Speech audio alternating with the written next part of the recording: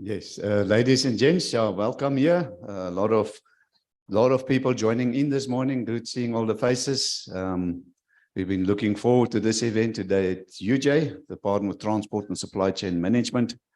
And sorry for starting a few minutes late with the power cuts and all that stuff. We had our own challenges this morning, but we're up and running. Remember, this event is being live streamed to Zoom and YouTube, and it's a bi-directional communication. In other words, people on Zoom can also talk to us and we can talk to them. So it's quite technology intensive to hear and see everybody from all types of pieces and technology and so on. And it's great. It's we're learning a lot as we go along. I think the Transport Forum is quite advanced in this sense. We very much like a TV broadcast almost nowadays, using 5 cameras and so on, 4 cameras and lots of microphones and audio inputs and video inputs and combining it and video editing software, as you can see there, all doing in the fashion of a live show. So thank you for your patience. Excuse me, Jan, can you give me the program number 3. Sorry, let me just get this sorted here.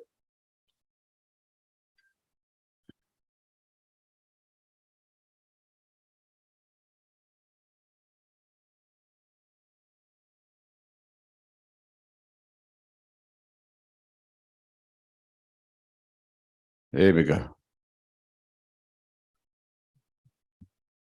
All right, so we're doing green transport. We're talking green transport, such a relevant topic nowadays in our worlds.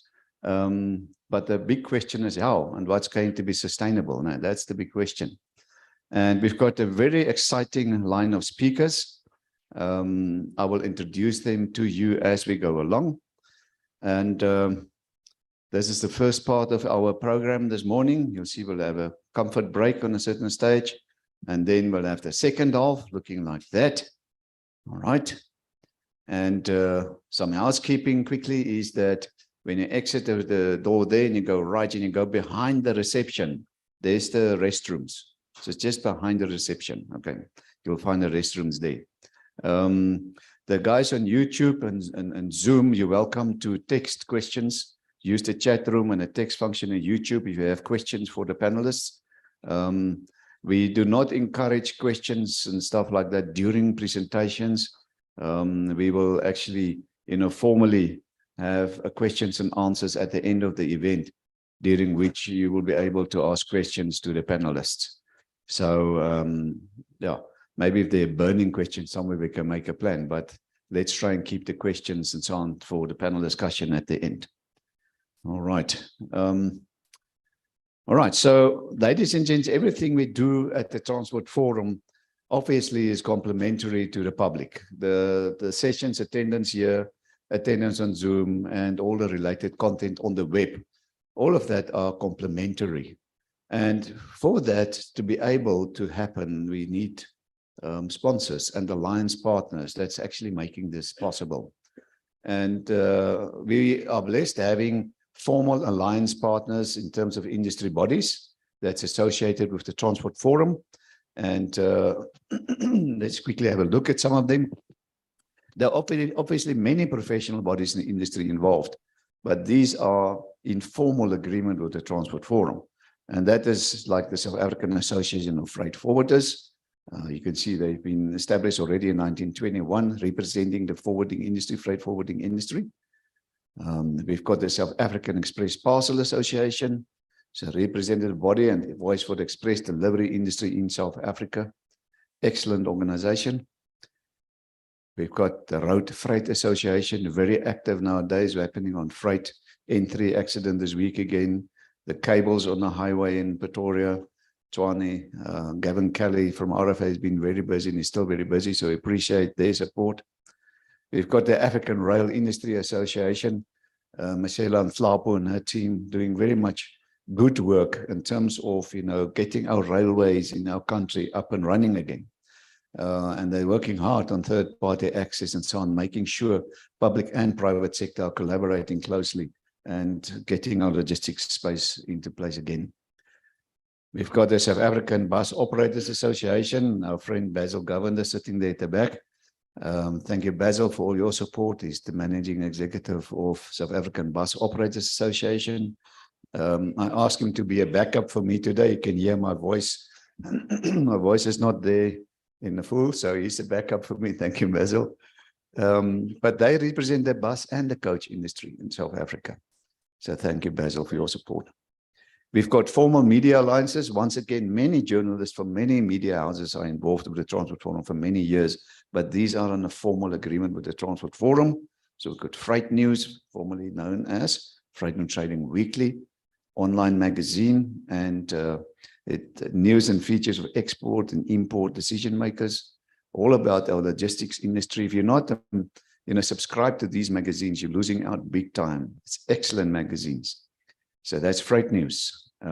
We've got the Railways Africa magazine. So an online publication, Continental Specialist Trade, Technical Business to Business online publication, covering all aspects of the rail sector, rail infrastructure. I want to say that obviously anybody from the sponsoring companies and the associates, you're welcome to interrupt me should you be online. And if you want to say a few words, you're welcome to interrupt me and you can say a few words about the organization. Then we've got engineering news. You can see it's Creamer Media. And they usually send us a video so that we can have a look at the week's news. Let's see if the video is going to work today.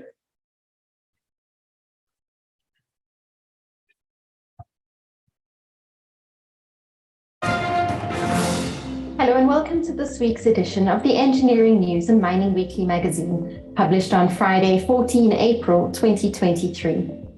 In this week's cover article, Engineering News and Mining Weekly writer Simone Litka explores Africa's golden opportunity in the battery commodities markets. The battery commodities market is experiencing a golden age of growth and development, spurred by rapid technological advances and the growing demand for batteries to support cleaner mobility. This market creates an advantage for Africa's mining sector to meet the growing gap in the markets. The Engineering News features focus on building the hydrogen economy, where we explore how to finance the green hydrogen value chain. The Mining Weekly features focus on mining in Tanzania, where recent legislative changes improve the mining sector. And mine closure and rehabilitation, where regulations enable miners to bypass closure duties.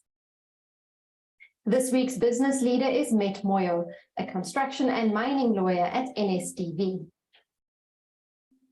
In this week's cartoon, the decision by the Competition Commission to probe price hikes across a basket of fruits and vegetables is understandable, but it's far from clear what impact the inquiry will have on the cost of living crunch. In other exciting news, our team has been working hard on a new design for the Engineering News and Mining Weekly websites. We'll continue to deliver comprehensive, concise and clear South African business news, and from the 8th of May, the websites will have a brand new look. To find out more about what you can expect, email subscriptions@creamermedia.co.za. We hope you enjoy this week's edition of Creamer Media's Engineering News and Mining Weekly. Be sure to subscribe to the magazine that offers you in-depth news about developments in the real economy. Enjoy the read and see you next time.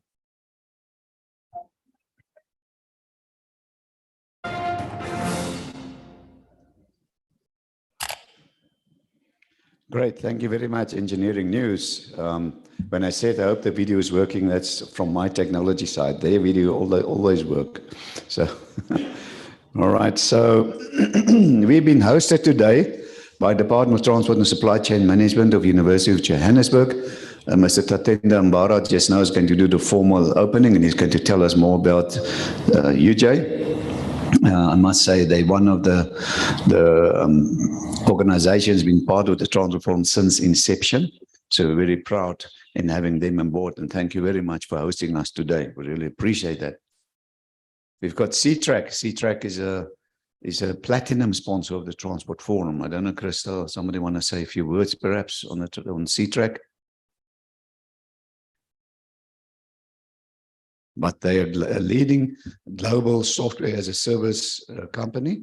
excuse me, a big data company for vehicle tracking, fleet management, and insurance telematics solutions.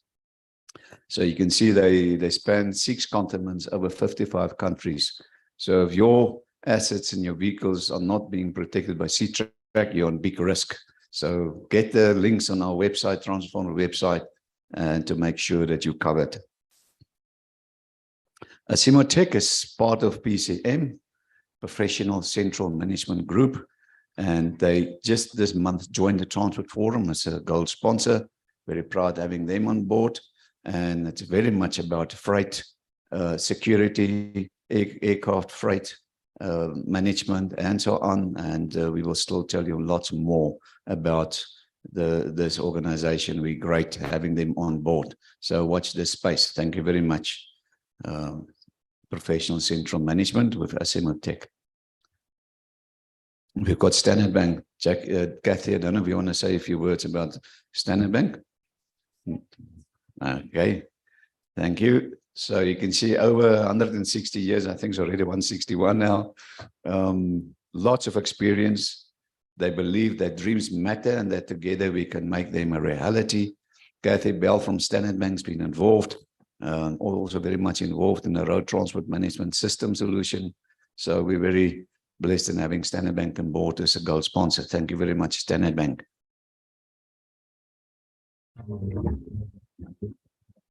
Maximizing fleet uptime, whether big or small, is a daunting and time-consuming task. Introducing Crystal, the all-new, innovative, and all-encompassing data platform from Ctrack, saves you time and money, helping you to streamline your vehicle fleet and asset control. Ctrack Crystal, configurable by you to your needs, means no more time-consuming and unnecessary dashboards and reports. Only clear and precise data in real time, in the cloud, and accessible from anywhere in the world on any device. Simplify your driver management, task deployment, and communication through proactive driver behavior monitoring to ensure safe driving, less collisions, and in turn reduced insurance costs and third-party claims. With the Crystal app, the power is in your hands. Ctrack Crystal, your tool for a more productive fleet, more proactive decision-making, and ultimately, a better return on your fleet and asset investment. So whether you're on the beach in Bali, the sand dunes of the Sahara, or sunny South Africa, your fleet will always be safe, productive, and always visible.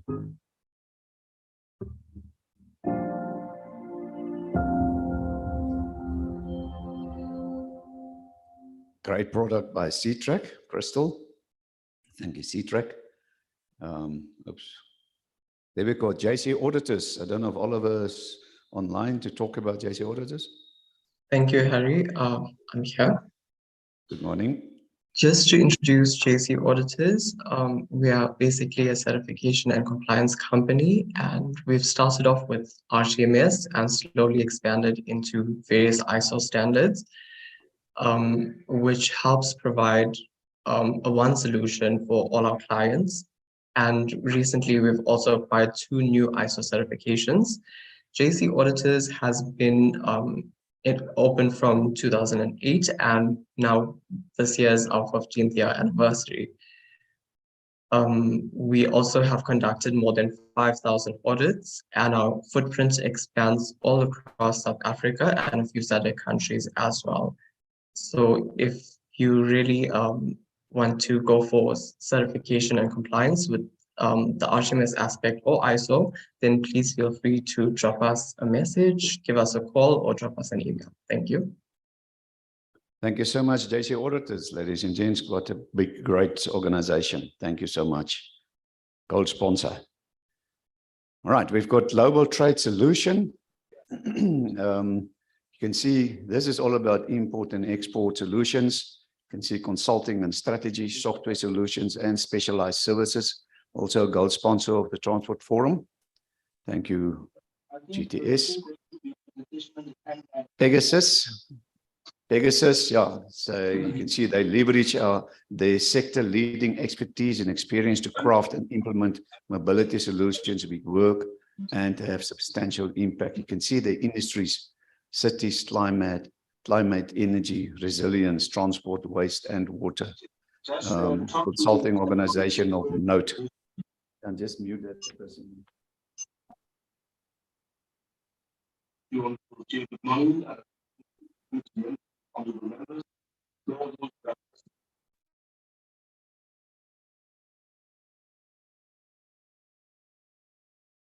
All right, thank you, Pegasus, for your gold sponsorship. Unitron Supply Chain Solutions, Liesel later on is going to present today, and she will obviously tell us more about Unitrons, but they're also a gold sponsor. You see, they talk about innovation, expertise delivered, leading provider of integrated transportation, warehousing, and supply chain-based services to customers with a variety of needs, offering bespoke value propositions in each segment. Thank you, Unitrons. Biddy Cargo, they fulfill the needs of the express cargo industry for daytime and overnight cargo capacities across comprehensive Southern and East Africa footprint. So yeah, leading cargo airline providing express airport-to-airport solutions. Thank you, Biddy Cargo. Ticket Pro, the Ticket Pro group, they've got two solutions with the Transport Forum. You can see here they're talking about the online booking tool, Ticket Pro Travel, a very convenient online corporate booking tool with everything you need and nothing you don't want. You can see there they say it's no contracts, no hidden fees, just good business with straightforward fair pricing. Very convenient online booking tool for you and your corporate business. From the same group, you can see they've got Ticket Pro Smart Tap. That's a system that includes key features like comprehensive route management, flexible passenger payment methods, flexible route and fare product setup, the shift and dispatch management, cashier system inspection tools, and comprehensive management information system reports. Thank you very much, Ticket Pro Smart Tap. Zutari Consulting Engineers, you can see they say Impact Engineered, very much involved in the Transport Forum for many years as a gold sponsor. Very thankful for them. Previously also known as Oricon. So thank you, Zutari. Kuba, I know we've got Pumi here who's going to tell us more about Kuba, the gold sponsor Transport Forum. You're welcome to come to the front. Thank you, Pumi.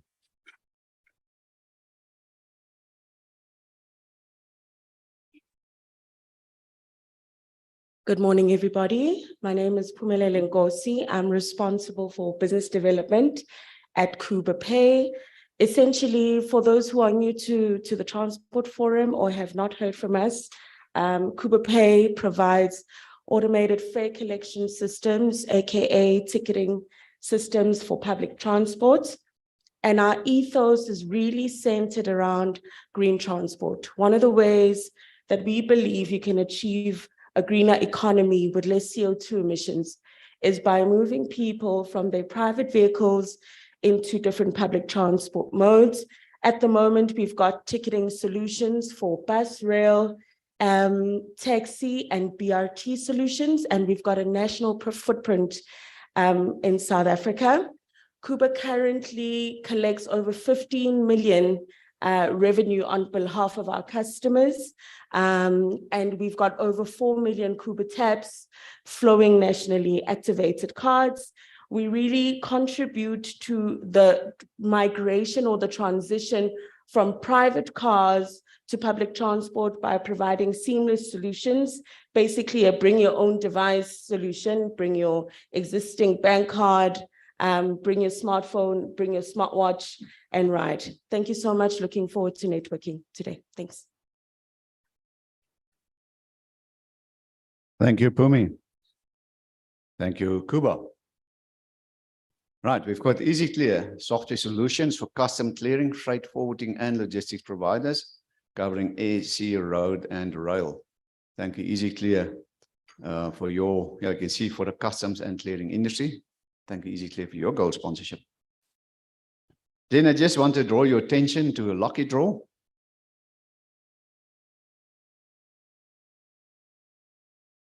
Here you see it. It's a very nice, what they call this thing, a speaker.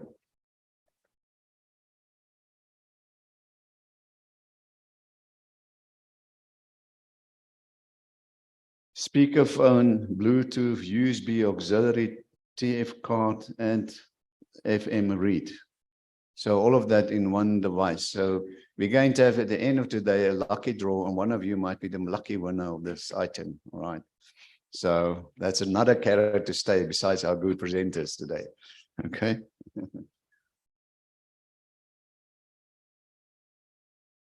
So ladies and gents, let's give a big hand to our lancers and sponsors, making the Transport Forum possible. I want to draw your attention to the business director, and I would like to call on Olga Mashilu to quickly come and tell you more about the Transport Forum's business directory. Olga. I'm getting confused with my names now. Maybe it's because we lost the Transport Forum.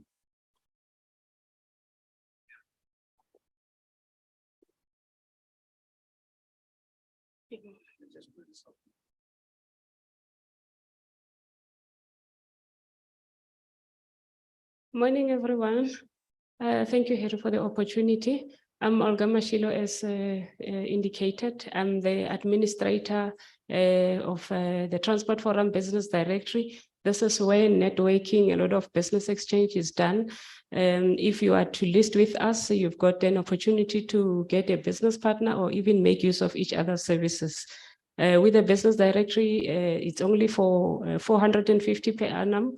And you will be able to have access to over 7,000 or more potential clients, both locally and international clients on our database. So I would encourage you to contact me, and let's have a networking with regard to our business director on how you can list your business on our business directory. Thank you. Thank you very much, Olga. So this is one of the B initiatives of the Transport Forum. We outsource the business directory completely to this company, and they're doing administration. They even invoice you straight for the listing.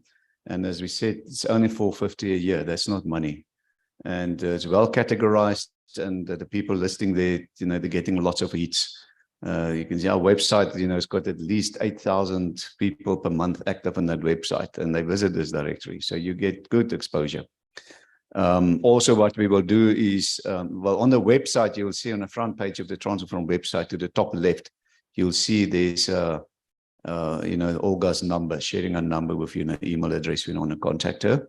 And we're also going to send an email to all of you, prompting you for your feedback on this event. And in that email, you'll also have a link to click on where you can then indicate whether you want Olga to contact you. Thank you, Olga. Yes, the Transport Forum website, there it is, transportsig.com. The SIG is for Special Interest Group. Ladies and gents, the presentations you see here today, those that's been made available for the public domain, we upload them to the Transport Forum's website. And that's obviously together with all the other presentations presented over the past 16 years. That's the age of the Transport Forum. Last month, we've been 16 years old. It's actually more than that, but in current format, it is 16 years.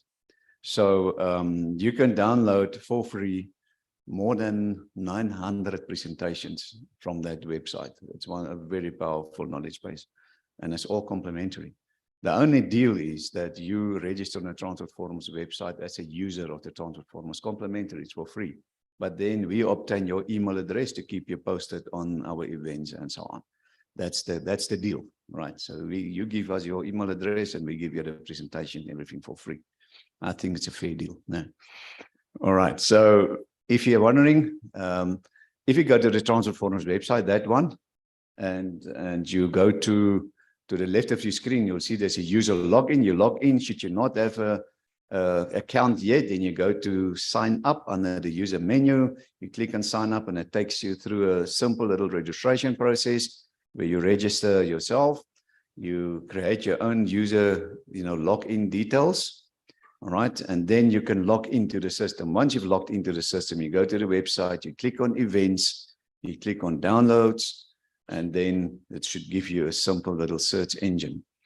So simple, but very powerful. So it's got two ways you can search for documents.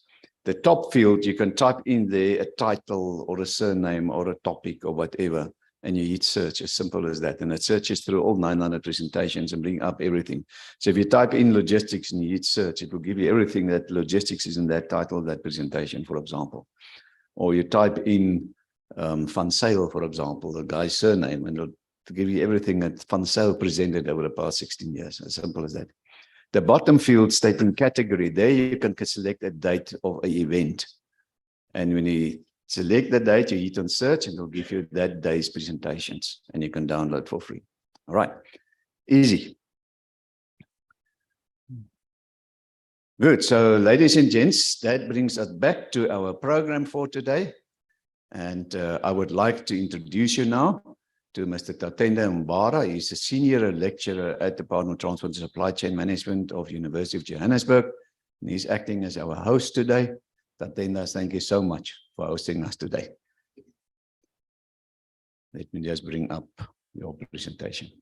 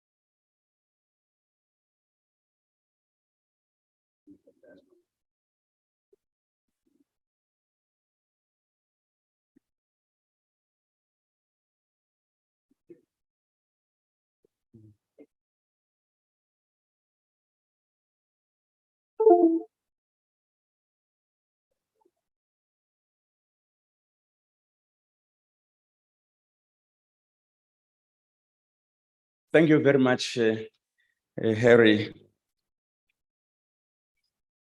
The Transport Forum custodian, Harry, ladies and gentlemen.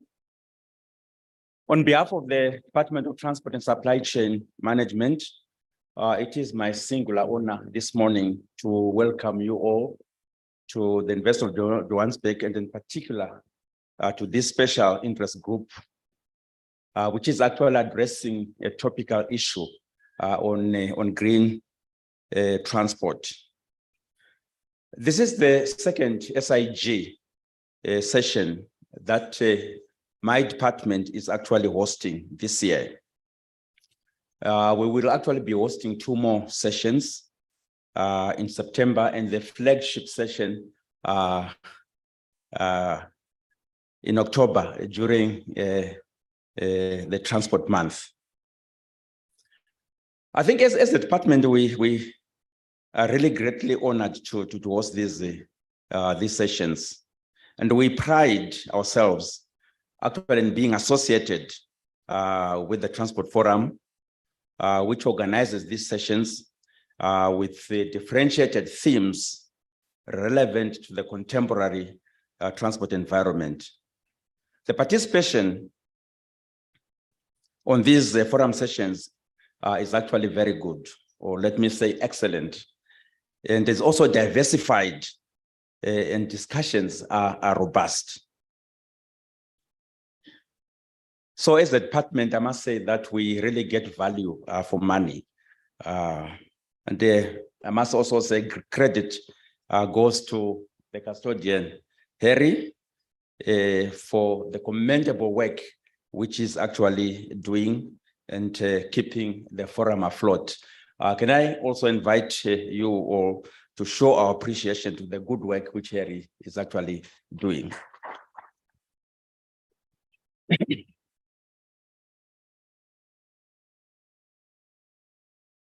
For some who may actually be attending this special interest group for the first time and not conversant with the Department of Transport and Supply Chain Management, let me also add and say a few words about the department. One of the oldest in the country. The department was actually founded in 1968. We've already celebrated our 50 years. And the department actually offers a number of curricular programs comprising diplomas, advanced diplomas, BComs, BCom honors, MComs, MPhil, and PhDs in the field of transport management, logistics, and supply chain. We also run a continuing extracurricular program, many diplomas in the following field: road transport management, transportation management, and logistics management. I think on this program, we have students actually up to, in fact, more than 3,000. And they come from mainly South Africa and also other countries in the region who actually participate in this program. There's actually limited contact sessions on this program, on the extracurricular programs we run, as students will be able to principally learn from the comfort of their respective homes. And our marketing coordinator is actually here with us. And if you have any questions you want to ask about our programs, she will be able to address those concerns.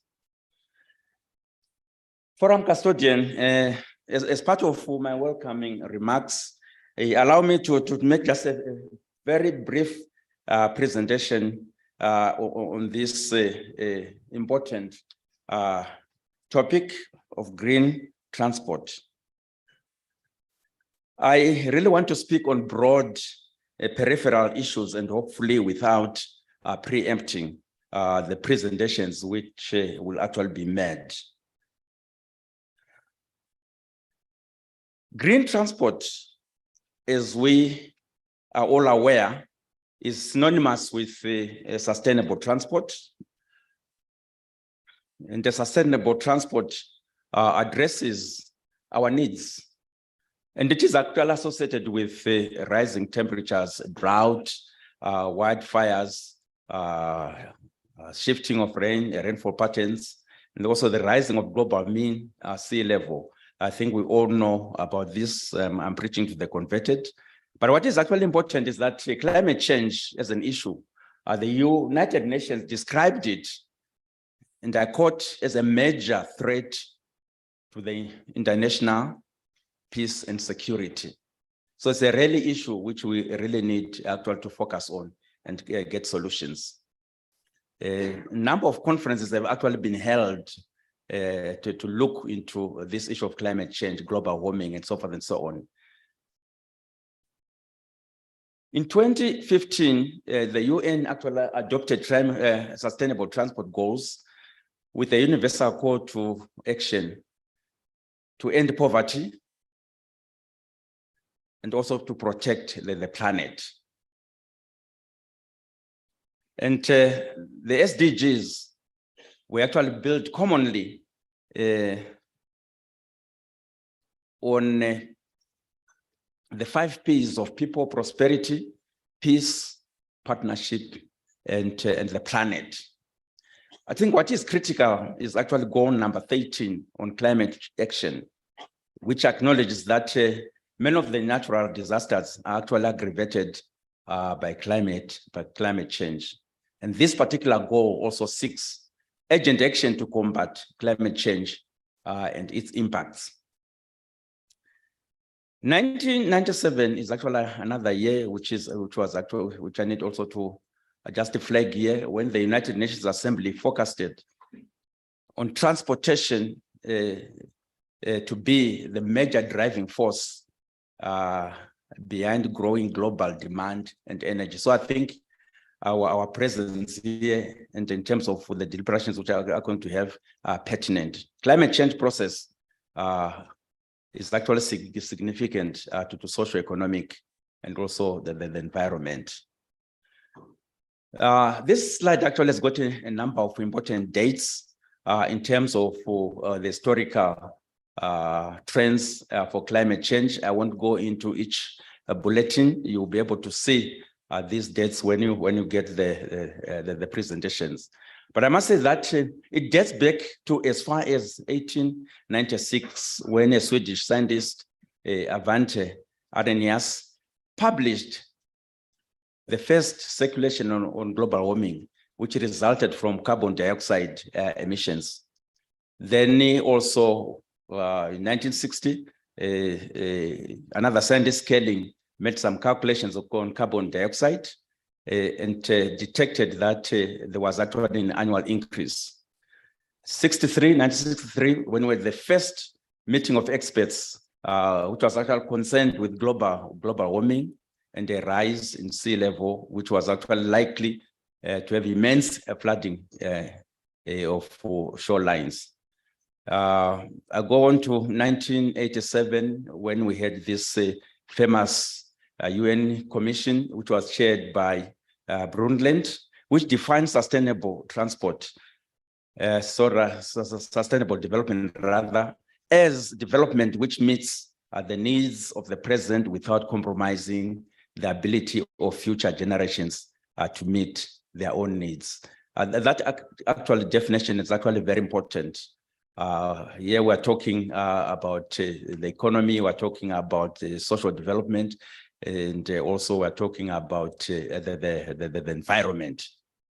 Then 1988, we also got we had a political intervention when for the first time the UK, then Prime Minister Margaret Thatcher,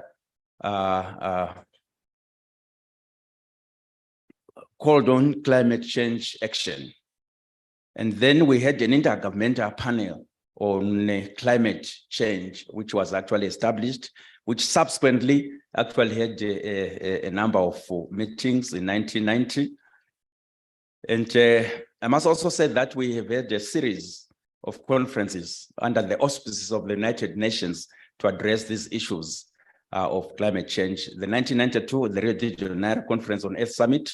In 1997, the Kyoto Conference on Climate Change. 2002, actually at our doorstep here in Johannesburg, the World Summit on Sustainable Development. And of late, 2021, we also get the Glasgow Conference on climate change.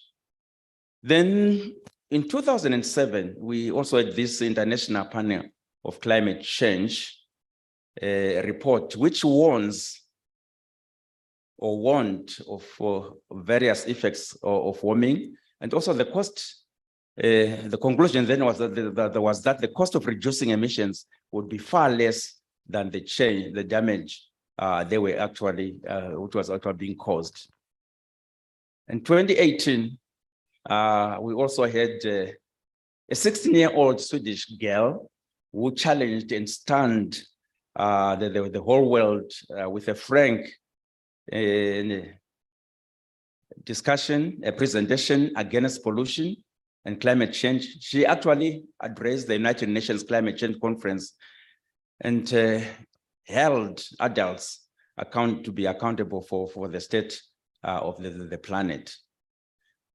And in 2019, we've also witnessed a number of natural disasters, like tropical cyclones in Southern Africa. Here we've experienced them, the wildfires, the floods, et cetera, et cetera. And this actually increased global warming. And the level of carbon dioxide for the first time was actually highest in a number of years. So this actually shows, in a nutshell, the historical trends as far as the issue of climate change is concerned, and hence the need to go green. The next graph just simply shows you a rapid rise in terms of carbon emissions worldwide. And also the next change actually just shows you in a nutshell the countries. I don't know the right word here, responsible for emitting these emissions. No, China is 30%, United Nations or 15%, and other countries which are also mentioned by name. But the rest of the world, including us, other countries, is actually 30%. So we know actually where probably the major problems are. And then also the global greenhouse gas emissions, as far as the economic sectors are concerned, the various economic sectors there, and transport are contributing to 14%.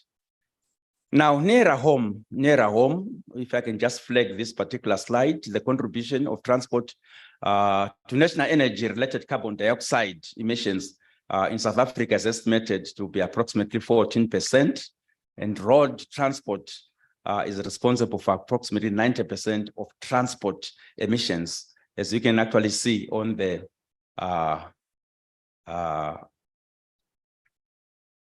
graph there on the right-hand side, where road is contributing about 90%. Now, briefly, I think worldwide, in terms of solutions, experts are actually looking at 3 key principles of avoiding, shifting, and also improving.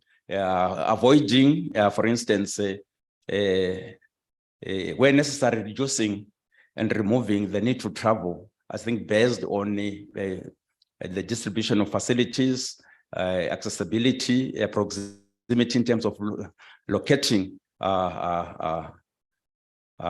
industries, commercial sectors, and so forth nearer the people. Then you can actually avoid the need to travel, the need to use cars. Shifting to less carbon intensive modes for personal mobility, for instance, from private cars, vehicles to walking and cycling, public transport, and also shared mobility, such as buses, metro trains, and so forth and so on. And from the freight side, also shifting from road to rail. I know this debate has been going on for a very, very, very long time. And in terms of also cargo bikes for the first and last mile collections and deliveries. And improving is to do with the design of vehicles and developing alternative, clean, renewable energy sources for different freight and passenger vehicles. Now, let me also say in passing, as I think as a university, we are trying our level best also to make a positive contribution to green transport. Our university in November last year, it actually unveiled an electronic vehicle bus, which is actually being used. It's a first for South African university. And the intention is actually to replace the diesel buses, which are currently being used on our inter-campus services. I think the contribution to green transport it should be cumulative, and everyone should actually take an effort, not just one university, probably all universities, companies, and so forth, not just in South Africa, but if this is actually done on a greater scale worldwide, then there will be meaningful contribution to green transport. And then at a department level, our department is part of a joint research center on smart mobility and climate change. Our department with the Department of Geography and Environmental Sciences, and actually a center in the Department of Engineering responsible for energy and environmental issues. We've joined forces actually to address these issues. We've also undertaken and conducted a training session for the Gauteng personnel in the Gauteng provincial government. And we intend to conduct more sessions in future in partnership with TITA. Right, then finally, I just want to leave you with these thoughts, with these quotations, ladies and gentlemen. The first one by the current by General Secretary of the UN, Antonio Guterres, we see transport, which accounts for more than 1/4 of global greenhouse gases, is key to getting on track. We must decarbonize all means of transport in order to get to net zero emissions by 2050 globally. And also another author, Robert Swain, he said the greatest threat to our planet is the belief that someone else will serve it. I think if we relegate to other people, who are these other people? We need to take concerted efforts, all of us. Then finally, the world will not be destroyed by those who do evil, but by those who watch them without doing anything. I think these quotations actually also challenge us to be proactive ourselves in our respective workplaces and wherever. And as I said earlier on, I think the solution should be cumulative and not actually left to a few individuals. Thank you, ladies and gentlemen. Thank you, Harry.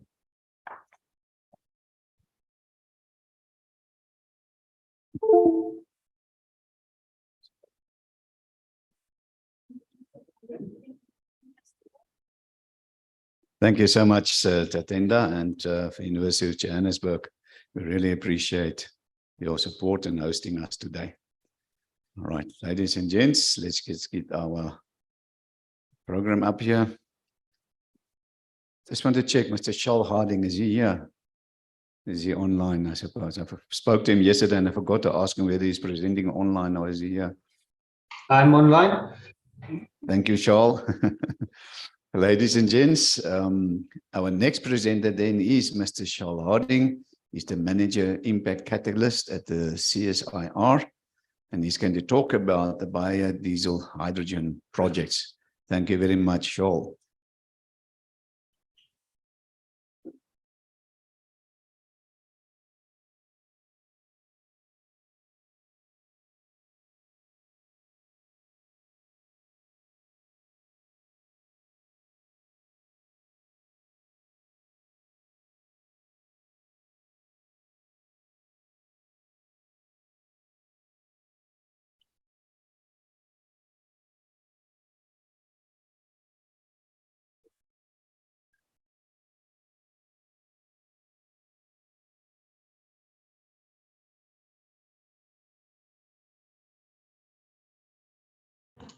Sorry, don't know if everybody can see the screen.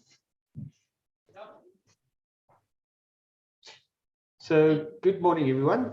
My name is Charles Harding, and I am the CEO of the Impact Catalyst, which is a consortium of organizations that drive socioeconomic change.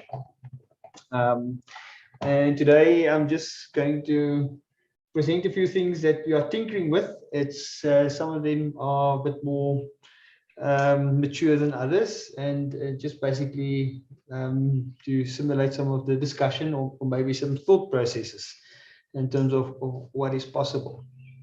So I'm not going to go into too much detail. It's just around the Impact Catalyst, what we are, and that's basically, we are just an organization or a platform that was created to support socioeconomic development at the regional scale on behalf of a number of partners. And the reason why we do this is that in many cases, a lot of the work that needs to be done, you need real big investment for to really move the needle in terms of changing the infrastructure of the country or even jobs. Many companies make investments in small scales and it helps, but it doesn't really get to where we need to, because it actually doesn't really align to the bigger investment that's required to actually get to scale. And this is why the Impact Catalyst was created. And basically we cover quite a number of the sustainable development goals. And of course, a lot of what we're discussing today is around some innovation, a new innovation infrastructure and sustainable cities and communities. And it is very important for us to make sure, and of course all the Impact Catalyst partners, to make sure that we actually achieve some sustainable development goals over time and keep focus on it. Of course, Sustainable Development Goal number 17 is of course very important, because we can't do anything alone. Many organizations has tried and failed, because it's very difficult sometimes to do these things if you do it in isolation. And of course, everything that we do needs to be an ecosystem, and that's why Sustainable Development Goal 17 is so important. So just a view of our partners. I'm not going to in detail. It is actually quite a number of organizations working together towards all of the projects that we're doing. And yeah, so it's quite a number of projects. As you can see, for example, the biggest investors currently in hydrogen is Anglo and Sasol in our country, which is also Impact Catalyst partners. And if you look at the way that things are changing rapidly, corporates are really almost pushing the boundaries in the energy space, where I think the rest of the country in some cases are slightly left behind. And by working together from a government and private sector perspective, we can achieve a lot more. So I'm going to start with this problem statement around hydrogen. So my location in terms of what we are presenting today is a short slot, so I'm not going to present too much. And so basically, as you can see from the picture, I think a lot of people have seen this before, is the hydrogen truck that was launched by Anglo last year at the Mining Indaba. So the problem statement is that firstly, I think all of us know that if you look at the rest of the world is moving towards electric vehicles. And if you take countries like Germany and many other countries which are basically putting in place regulation or legislation to try and remove internal combustion engines from city centers by 2030, which is 7 years away, the adoption rate of electric vehicles will be significantly in a lot of the first world countries. This actually has a significant impact on our own production of vehicles in our country, because many of our vehicles, like BMWs, are all exported, which means that from an automotive sector, we need to find a way of moving towards a bit more of an electric vehicle manufacturing capability in our country. And that's why you will see from the Just Energy Transition Implementation Plan that was launched in November, there is a significant portion of funding allocated towards mobility, purely because this is a sector that is going to be in dire needs, and it's also a sector that is required to really transform if we want to decarbonize our economies. And that's also why organizations like Anglo is investing in hydrogen trucks, because that is the only way, or one of the biggest ways, of actually transforming operations to a much lower carbon footprint. So, which means that we as a country need to find a way of actually transforming the supply chain from different tiers into a bit more of an electric vehicle perspective. Hydrogen is one of them, especially for large vehicles. So South Africa has, I don't know how many people know, but South Africa do have intellectual property in hydrogen fuel cells, which was developed by the HISA program, launched by the DSI.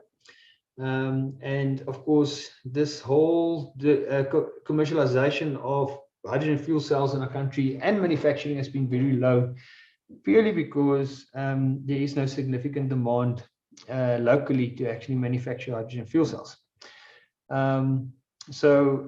But obviously, with things like that, the new truck that is launched by Anglo, it creates new demand that creates a market pool towards a new hydrogen economy. So, and of course, if you look at this big truck, there is going to be a big drive to localize a lot of its components locally, which then creates opportunities in localization and enterprise supply development around this industry. So from a problem statement perspective, I think the biggest problem statement, I think we all know in this forum, is that if you want to reduce your carbon footprint, or in any big organization, whether that is for a mine or any logistics heavy organization like rail, there's only two ways of doing it. So either you need to go into biodiesel, or you need to go in something like hydrogen. And that is the best way of actually reducing your carbon footprint. So interesting enough, if you look at organizations like General Electric, which is one of the biggest, General Motors, which is one of the biggest manufacturers of vehicles in the world, all the General Motors suppliers by 2030 needs to be as close as possible to carbon zero footprint to ensure that there's offsets, which means that any mine that supplies to General Motors in terms of platinum for catalytic converters, their operations must be as close as possible to carbon neutral footprint to ensure that you can supply to General Motors. This is putting a lot of pressure on the whole supply chain. As example, and there's many of these examples across different sectors, which means that if your supply chain from your rail right through to your mine operations in terms of processing and mining is not as close as possible to carbon neutral, it actually places a significant risk on your market. And this is driving a lot of what we see in private sector, actually accelerating the adoption of a lot of these new technologies. So, so in terms of what we see, and this is a presentation I did to DPSA. So this is still a bit of a concept presentation, so don't take it as facts. It's something that we're trying to work on to see how we can do something like this. So in terms of the transport constraints, opportunities, there is a significant opportunity. So in the picture on your right hand side, I think most of you know that is the allocated hydrogen corridor. So between Mogalakwena or Polokwane and Durban, there is going to be establishment or planning of establishment of a hydrogen corridor, which will then be utilized to refill trucks and any other transport with hydrogen to almost create a hydrogen transport infrastructure along that corridor. So this creates opportunity to relook at something like a locomotive that can run in this corridor. So from this perspective, what you will see is that you can actually run a locomotive from the one side to the other side because of the hydrogen infrastructure that will be available. So just for interest sake, that is that Transnet has developed a diesel modular locomotive unit, which is a Gautrain equivalent of a diesel Gautrain equivalent. And obviously, previously, they have tested some of the trains, like the Shosholoza train. They have done a experiment to run it at 160 kilometers an hour at narrow gauge, which means that you don't need to change infrastructure. So, by looking at this, to say, well, can you hypothetically run a diesel or hydrogen train using the current infrastructure between, for example, Polokwane to Joburg, which is narrow gauge, and run it at 160 kilometers an hour, or you can even change it to say 120 or 140, which then actually creates a nice opportunity because you don't have to change the infrastructure. You need to make sure that all the bends are not very, very tight, but most of the infrastructure can be reused, and you can actually run a version of a Gautrain between those two cities at quite a big speed. And so by doing this, you'll be able to actually run a train from Polokwane to Joburg in about an hour and a half, 2 hours, which will then provide a significant competition to road traffic between those two cities, and of course is a game changer. So if you think about traveling between Pretoria and Joburg in peak hour traffic, which will take you about an hour in some cases, you can actually change logistics completely, because from that perspective you can actually live in Bela Bela and work in Pretoria, and it will take you less time to travel between Bela Bela and Pretoria because of the speed you can achieve. The other thing is that the Gautrain train set will reach its end of life within the next few years, 3 to 5 years, as far as an understanding from some of the maintenance teams at at Gautrain, which means that it also creates a new localization opportunity and to actually manufacture something locally that you don't need to import from somewhere else.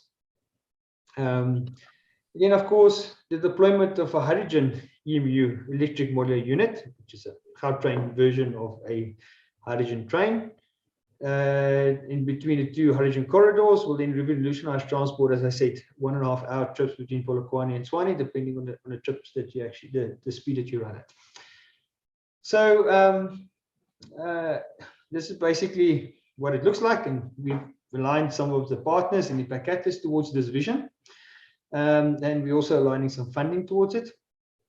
So we're trying to find a way of actually funding this to make this a reality and almost put this in place as a national flagship program. And I think that's why this forum is so important, is that if you can actually do this as a national flagship, it actually creates such a big push in our country towards something new, solving a lot of our problems in terms of logistics, revolutionizing our transport sector with something that is actually not that difficult to achieve.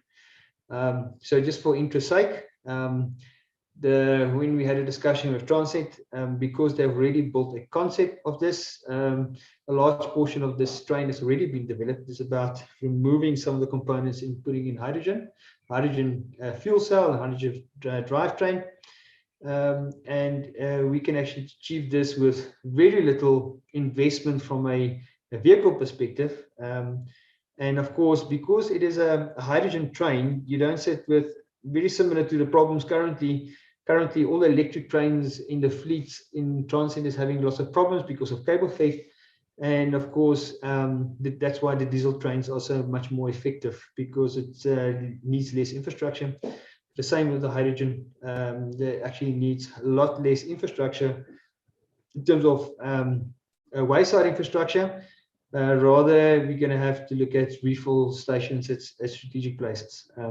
So one of the biggest hydrogen plants in the country will be in Mogalakwena. That's also that's in Mokopane, and that is also why the hydrogen corridor was built like that. It was built around the investments currently in hydrogen in our country. So the second portion is around biodiesel, and so we've been doing a lot of work to look at biodiesel. And then, of course, the big problem with biodiesel is that biodiesel actually competes in many cases with food resources.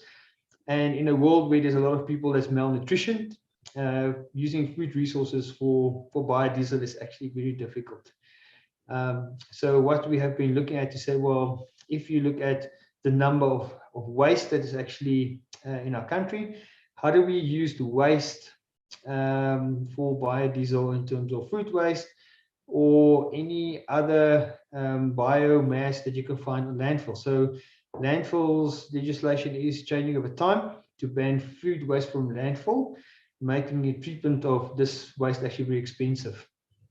And of course, there's now a lot of pressure on companies to reduce the cost of all the waste. Diesel plays a very important role in agriculture, many sectors like agriculture. We just discussed things like trains. If you look at the transit operations, most of it is actually biodiesel or diesel. So if you want to green the operation or reduce the carbon footprint, the best way of doing it is to go into some diesel resources. So this is just one of the things that we've been looking at. Sorry, the picture actually now for some reason is over the text. So this is containerized system. So the Impact Catalyst currently has a big biomass or alien vegetation biomass removal program. And of course, with that program, we sit with a lot of biomass from different sites. And we've been looking at how do you actually do something like a containerized diesel production unit like you see on this picture. This is just one view to say, well, how can you actually take biomass, put a container in next to a landfill and generate biodiesel at a cost-effective way. So this little container that you see in the picture is a prototype that can generate biodiesel from most biomass that you'll find in waste sites, and it can actually generate this at about 8 Rand a litre. So 2 years ago, this wouldn't have been feasible because of the diesel price. But generating diesel at 8 Rand a litre, we now sell it at 25 Rand a litre, is all of a sudden much more possible. So these type of new interventions in terms of the waste economy is now all of a sudden picking up, and say, well, how can we actually use waste or any biomass that is available and reduce the carbon footprint by generating diesel in different ways. We also now working with organizations like Shell to look at how do we do something similar, but at a much bigger scale. And we will be hopefully announcing some big projects in this space within the next few months. Thank you very much.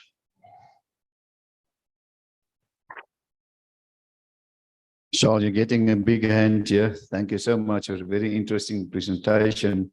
I'm quite sure there's a lot of people in the audience who've got some questions. I see Carl is smiling at me, so maybe he's one of them. Charles, tell me, will you be available later on with the panel discussion, please? Yes, I will. Thank you so much. Then we'll take some questions during the panel discussion. Charles, thank you so much. We appreciate that. So interesting, the dynamics between, all the different energy sources. We have hydrogen and electricity and so on. So we are asking a lot of questions, but thank you, Charles. We're looking forward to asking you questions in a panel discussion. Right, ladies and gents, that's taking us to the next presenter of today. That is Louise Naudé. She's the Presidential Climate Commissioner, WWF South Africa. And she's going to present climate change adaptation and mitigation in urban threat. Really appreciate it. My presentation. Yep. So I must just say it's really exciting to be here. I haven't been to the Transport Forum in years, so it's really nice to be back. And thank you for the invitation, Mary. And nice to see some faces I know. So I also want to thank Mr. Mbara. I don't know if he's still in the room, because 10 years ago, the kinds of things you spoke about in your welcome statement is what I had to talk about. And now it is so encouraging for me that it's starting to be part of, everybody's conversation, and that institutions like yours are taking it really seriously and moving on it, and Charles' work as well, and so on. So, yeah, very exciting. So I'm going to narrow down on something that I don't think a lot of attention is being paid to. So, my work has been to talk about that very reduce or avoid, shift and improve initiatives in both and freight transport. And I have focused, and I think most people focus on the corridor freight, because that little last mile in urban areas is a really tricky problem. So I'm going to, that's what I'm looking at today. But I thought, because I am from the Commission, and you might be interested in this Just Energy Transition Partnership and the investment plan that South Africa developed, I thought to just show you 2 slides about that first. So, the previous speaker just spoke to this, and on the screen you can see, so the EU, France, Germany, the UK, and the US have promised South Africa 8.5 billion US. Is that rands or US? Anyway, I think it's dollars. And is that possible? Yes. And sorry, we just got a bandwidth problem there. Okay. And they and South Africa then went away, said, well, thanks, that's great. They promised us that money for our energy transition. And South Africa went away and said, well, that's fantastic, but we need to know what we want to do in our energy transition over the next 5 years and what we need the money for and how much money we need. And we went away and did this exercise, the investment plan. So on the screen there, you can see, and the 3 priorities that, you know, were identified for this kind of first 5-year period is our electricity system, you know, getting that onto renewables. But even before you get onto renewables, you have to spend a lot of money just on the grid. And then the fact that our vehicle manufacturing sector is highly exposed because our trade partner countries are all moving to electric. You know, they've got regulations in place. Cities are saying we won't have anything but electrics in our cities beyond a certain year and so on. So, you know, unless we move our manufacturing sector, our market, we won't have a market. And apparently the OEMs say, the South African OEMs say that their principals are telling them that they have to have a bit of a domestic market before they will even choose to manufacture the EVs here. Because you can imagine there's plants all around the world and they're all now competing to be the EV manufacturer. And then the last is the green hydrogen issue, which we've just heard about. So that just gives you some idea of the amount of money going to what. Now, the Presidential Climate Commission has been running a series of consultations about this investment plan. And there are some things that, you know, people are saying, no, seriously need refinement. And, you know, as you saw, I think on the previous one, I don't know how to go back there. You know, that's the mixture of funding.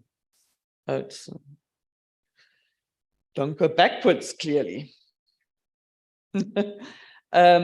Anyway, so some of this funding will be, you know, government funding from other countries. Some of it will be loans, some of it will be grants, some of it will be private sector. So the 1.5 trillion. Can I rudely interrupt? Yes, please help. We've got a serious Vodacom signal problem here. Okay. So can we just break for 5 minutes? That we just get the technology going, and then please continue again. My sincere apologies. I'm going to just finish the story about the Jet IP. So, you know, there is contention about the conditions of the loans and the balance between full grants and loans. There is contention about, you know, should grant money go to the private sector or only to the justice dimensions of the transition, which is about skilling workers for new kind of job opportunities. Yeah, so there's some debates, and we've heard all stakeholders around this through the commission. So I just thought give you a little snapshot of that, might be interesting. Okay, now we'll pause. Okay, so let's talk about adaptation and mitigation in urban freight. And Mr. Mbara, as I said, laid a very good ground of, you know, what are the climate changes happening and the kinds of events that are happening because of those climate changes. So I just want to briefly then talk about how that impacts on the transport industry.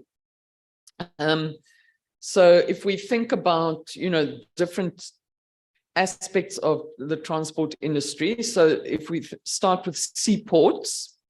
So seaports, I am led to believe from the research, can actually tolerate a certain amount of sea level rise. So that's not a huge problem in sort of the next 100 years or so. But, you know, they are very much threatened when you have these huge kind of hurricane style events. I think that's very difficult for seaports to cope with. Then in terms of rail, the actual tracks of the rail can either expand or distort under increased temperatures. And also flood events, can sweep out, erode the ground from under the rail and so on. That causes a problem. And then with roads, there's the problem of flooding, as we've seen, in South Africa ourselves, in eThekwini and other places. But even if the flooding isn't that extreme, the research says that once you have more than 5 centimeters of flooding, you can still drive through it, but at very reduced speed. So that has, those reduced speeds have knock-on impacts on people and goods trying to travel on the road. And then the other thing is roads melt. I mean, they have actually melted in Australia and India. And I don't have the photos to show you now, but, the research is available. So, the photos show people who stuck, and then their shoes are all off. And tires, getting chunks of tires getting stuck in the tar and so on. So, yeah. So I think we really have to look at climate resilient and climate smart infrastructure.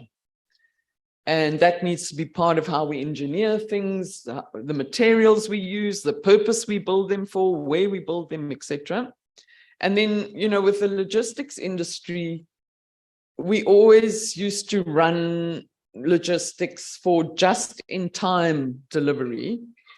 Now, with the COVID kind of impacts on logistics, we almost had a trial run of the kinds of impacts that climate change could bring to supply chains. And so, logistics providers are starting to think about not just in time logistics, but just in case logistics. So you're sort of dispersing your supply sources around the world. You perhaps storing more, and believe me, I used to manage stock in a publishing company. So I know you don't want stuff sitting on shelves, but you also want to be able to serve customers, and that's a balancing act. But, maybe people are keeping more kind of in stock in different places around the world. So those are some of the issues on the adaptation side. We in the transport sector have to start thinking how we're going to cope with all of those things and building resilience to them. Then on the mitigation side, this is a breakdown of the emissions from land freight in South Africa. And, the obvious thing springs out that it's road. So on the right-hand side, all those, let me go young. So all of this is corridor freight. And then there's rural freight and metro. And primary freight is where you have like a dedicated rail line or pipelines, where you're just carrying the commodity direct. So, if you add up all the road bits, it's obvious that the road is creating most of the emissions from the transport sector. And that's why we were speaking about, Mr. Mbara was speaking about road to rail, and now our rail is in such disarray. But I'm drawing your attention to the metropolitan piece there. It's not insignificant. It's quite a big chunk, nearly 20% of our emissions from freight on land is coming in the metropolitan areas. So, it is really worth looking into that. So where are some of the opportunities? And remember, reduce, shift, improve. So, the less distance, obviously, the vehicles have to travel, the more you are saving emissions. If things are arranged so that you don't have trucks standing idling, you are obviously saving emissions. Bicycles and walking are emissions free. So we can think about that. And if there are options to shift to rail, rail is 5 to 10%, you know, its fuel equivalent use in terms of its emissions is 5 to 10% of that of road, even though your electricity is coming from coal burnt in by Eskom. Okay, so the other part that you always have to think about in the sector is not just the emissions. When we say green transport or sustainable transport, there's a whole lot of other dimensions as well.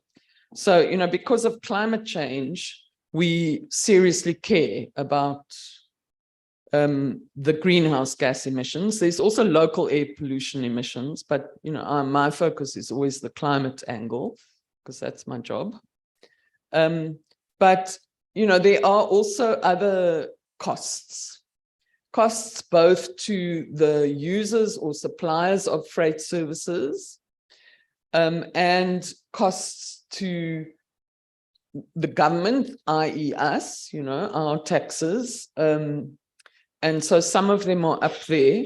The person who is our South African best expert on these so-called externality costs is Professor Havenka at the University of Stellenbosch. He was thinking about this stuff long before most of us were.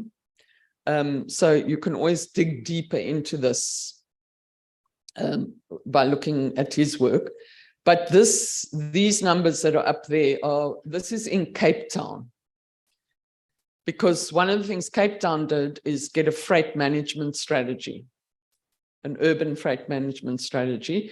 And so they went to do a whole lot of research about the impact on a range of freight users and suppliers. And this is the numbers they came up with. Okay. So I'm going to now talk to you about a few nice examples of solutions, and they are in this little booklet. I don't have enough for everybody, so if you're not really interested in this arena, then please pass the booklet to someone who is, rather let them have it. But so I've already mentioned the one thing, that Cape Town in 2016 adopted a freight management, a city freight management strategy. And they did all this research first, and they went and asked, you know, the actual users and suppliers of the freight services. And what is interesting to me is that I'm only aware of Cape Town having such a policy. So, I mean, there might be people in the room who know better than me. Please then speak up. But I think it would be important for all the big cities to have such a strategy. And their strategy has 11 focus areas: dangerous goods, abnormal loads, overloading, road congestion, freight demand, road safety, incident management, emissions and air quality, rail freight, technology and innovation, and then advocacy and intergovernmental collaboration. Because of course, cities, you know, they don't have the full mandate to do it on everything to do with transport. So they are reliant to collaborate with other levels of government to pull the whole thing off. Yeah, so that's the one example. Then something Cape Town also did was, you wouldn't think you could do road to rail within an urban area, but Cape Town collects some enormous tonnage of waste every day, and they take it to one sort of sorting or not sorting, consolidation facility where it's squished together and put into containers, which then go to the landfills. And from that consolidation facility to the one landfill, there is a rail link. And so they negotiated with Transnet to carry that volume of waste by rail. So that's also a great idea. Then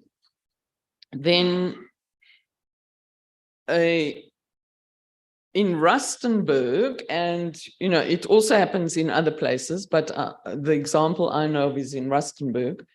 They still use bicycles because the area is small enough, and they're using bicycles to deliver motor parts. So, probably all the supply of the parts and the users of the parts are probably all in a similar area there. And they're also delivering sandwiches and bottled water to offices and so on. So, for certain applications under certain conditions, bicycles are still fantastic for deliveries, and they have zero emissions. Then there's one I'm sure everyone is aware of. It's about controlling the time of delivery. And I think this is done in several of our cities. I'm not, Professor van der Merwe will know better than me. Where, you say you can't deliver freight during working hours. It has to be done after hours. And I know of many of the retailers have themselves decided to do this, just because it means they're not competing with other road users for the space. They can do it, without disruption, so their trucks can run faster and downloading can happen faster and so on. So that's an interesting approach. And then, of course, there is, if you look at reduce, shift, improve, there's improving technologies. And China did this in one of the cities, Zhuangzhou. They were looking at the waste trucks in the city, and they said they ran a pilot which looked at providing low rolling resistance tires and aerodynamic equipment, such as a nose cone, cabin fairing, and trailer skirts for the trucks. And the annual savings from the pilots were estimated to be 3,557 liters of diesel, 9 tons of CO2, 33 kilograms of the air quality emissions, and the equipment had a payback period of about 5 years. So I think these are all interesting examples of solutions, and there are more details in the booklet if you are interested. So what I want to show you is the booklet. Oh, this is something I don't know if anyone has thought about, because all the research I'm citing, predates the COVID era. And so I'm not aware that anybody has really dug into the sustainability dimensions and the impact on emissions of all of us using online ordering so much now. And there's hundreds and in fact thousands of these little motorbikes running around. Maybe Carl knows, but I don't know. The 10 times that motorbike is going back and forth, is that more emissions or less emissions than me going in my car twice? So, I think this needs research, and we are looking for somebody to do that research. And then the booklet ends with a typology of, specific interventions in urban freight, what one can do about it. And I won't read that to you because you can all read it for yourselves. Just give you a few moments.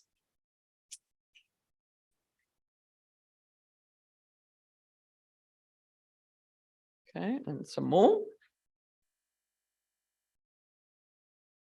One of the externalities I actually didn't speak about is the land use question. There are different competing needs and demands for road space, for in general, for buildings and whatever. So it's interesting, the void shift improve starts with land use planning. Okay, and then I'm going to end by talking about the Alliances for Climate Action. This is convened by the National Business Initiative, WWF South Africa, and C40 Cities, and it comprises businesses and subnational levels of government who have stood up for a net zero by 2050 economy. That's what the science says we need to reach if we're going to stabilize global warming at 1.5 degrees. And, you know, they also stand up for an equitable and flourishing South African economy. So those two things, and again, Mr. Mbara did this beautifully. You know, the SDGs and the environmental action have to come together. It has to be a win-win. It's not an either or. Anyway, so the Alliance, and I really invite any of you who are interested to join it. You're happy to have you speak to me about that. But we've just got funding under the Alliance to do a whole project on urban freight. And so we want to get Alliance members, but also, you know, relevant people outside of the Alliance to start tackling this question of reducing urban freight emissions.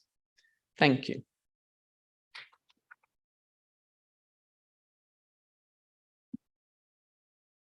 And I've got one spare. Who wants it? You want it.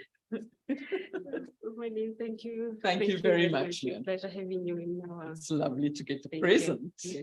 Thank you. Thank you so much, Louise. This is clearly a well-prepared presentation, and it's so important, the important work you guys are doing. To have sustainable transport is so important internationally. So thank you very much, Louise. I trust you will be available for the panel discussion. Thank you very much.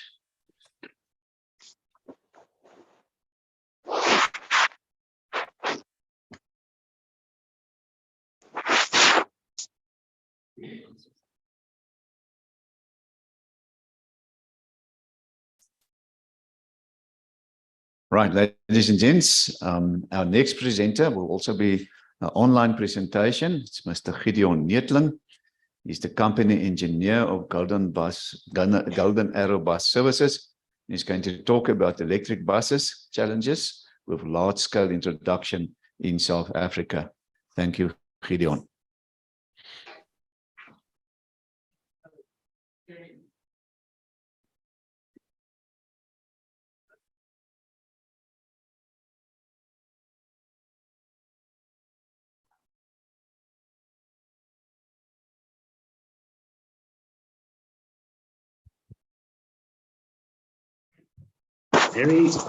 Harry, if you can just confirm that you can hear me and that my slides are up. Gideon, yes, we can hear you. You can just go to slide view, please. Slide view. So if you click on the bottom right, a little screen, or you go to slideshow, start from the beginning.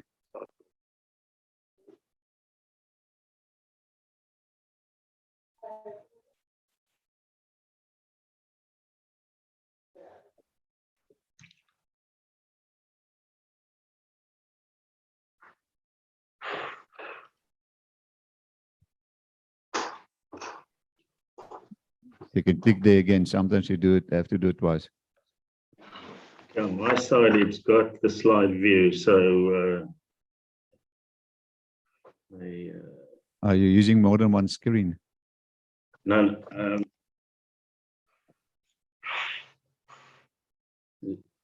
Is that better or? Now you can just go to display settings and swap the presenter view. At the top, display settings.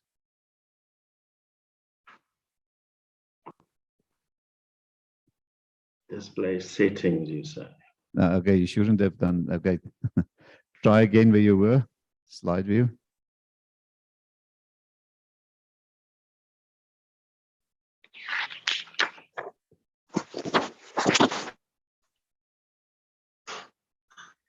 Any luck? There you go. Perfect. Perfect. You can continue. Thank you. All right. Can you speak? Okay, thank you. All right. It's a big pleasure being with you today, and yeah, a large-scale introduction of electric buses in South Africa. Some huge potential and some challenges. So there's quite a bit that I want to get through. So I'm going to get straight into it. And to start, just a really high-level background of Golden Arrow. We're 162 years old. We operate a fleet of more than 1,100 vehicles, employ more than 2,500 people, travel give or take 65 million kilometers a year. And for that, we use 25 million liters of diesel, or just more than 25 million liters of diesel. That's a really high level picture of us, and we're based in Cape Town. Just before I really get into it, in 2017, 4 of our cities signed the C40 Cities Agreement. And in there, they committed to, from 2025, only procure zero emission buses. So there's some real pressure building here if we want to keep our word, because that's just more than a year and a half away. So some big pressure building. From our side, we often get, From our side, we often get confronted with the dirty electricity argument. And people used to comment, or people often comment, that if you don't use renewables to charge the vehicles, then it's a waste of time. We've got a different view on that. We personally believe that it's substantially better to localize the energy production, even if it's via dirty electricity, than importing dirty fuel and using that in South Africa. When you're looking at introducing electric vehicles, there's a number of things you need to look at. And the 3 that I want to just touch on quickly is step 1, or first thing, there's no subsidy in South Africa to go green. So your step 1 must be that your solution must be a commercial solution. Because if it's not that, you've got a good chance to go bankrupt. And then once you've made that call, it's not my music, Harry. Step 1, if you've made that call, then, or if you've ticked the box that yes, it's a commercial solution, then what you do is that you look to maximize the use of renewables, because there's a few benefits in there. Number 1, it will reduce your cost. Number 2, it will reduce your carbon footprint. And something that I don't even mention here, it is really good for the PR of your organization. Looking at the timeline that we've been through, April 21, we introduced 2 37-seater, we started testing 2 37-seater BYD buses. Initially, non-passenger testing, just to make sure everything meets our requirements. Then we introduced those buses to our passengers in July 2021. And now in January 2023, we started testing what we refer to as a 65-seater Golden Arrow specification BYD electric bus. These tests were done with co-funding from Julia. Really high-level results. We've completed, give or take, 100,000 kilometers of testing. And the biggest focus of this test in it was on energy consumption.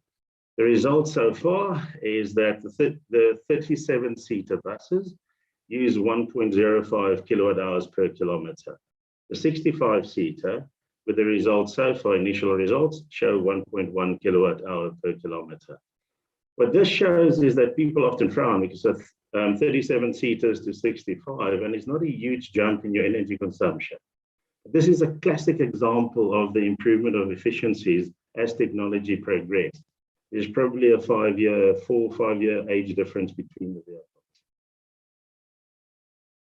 The previous slide is actually quite boring, but when you get to the potential savings, it gets really, really interesting, because energy being the big focus of this, this test, is that if you take that 1.1 kilowatt hour per kilometer for the 65-seater bus, and you calculate the energy cost per kilometer, and you compare that to a diesel bus Golden Arrow, and in the calculation, we use 10 months of the average cost for diesel for the 10 months that ended in January 2023, then on your energy bill, you should have a 74% reduction.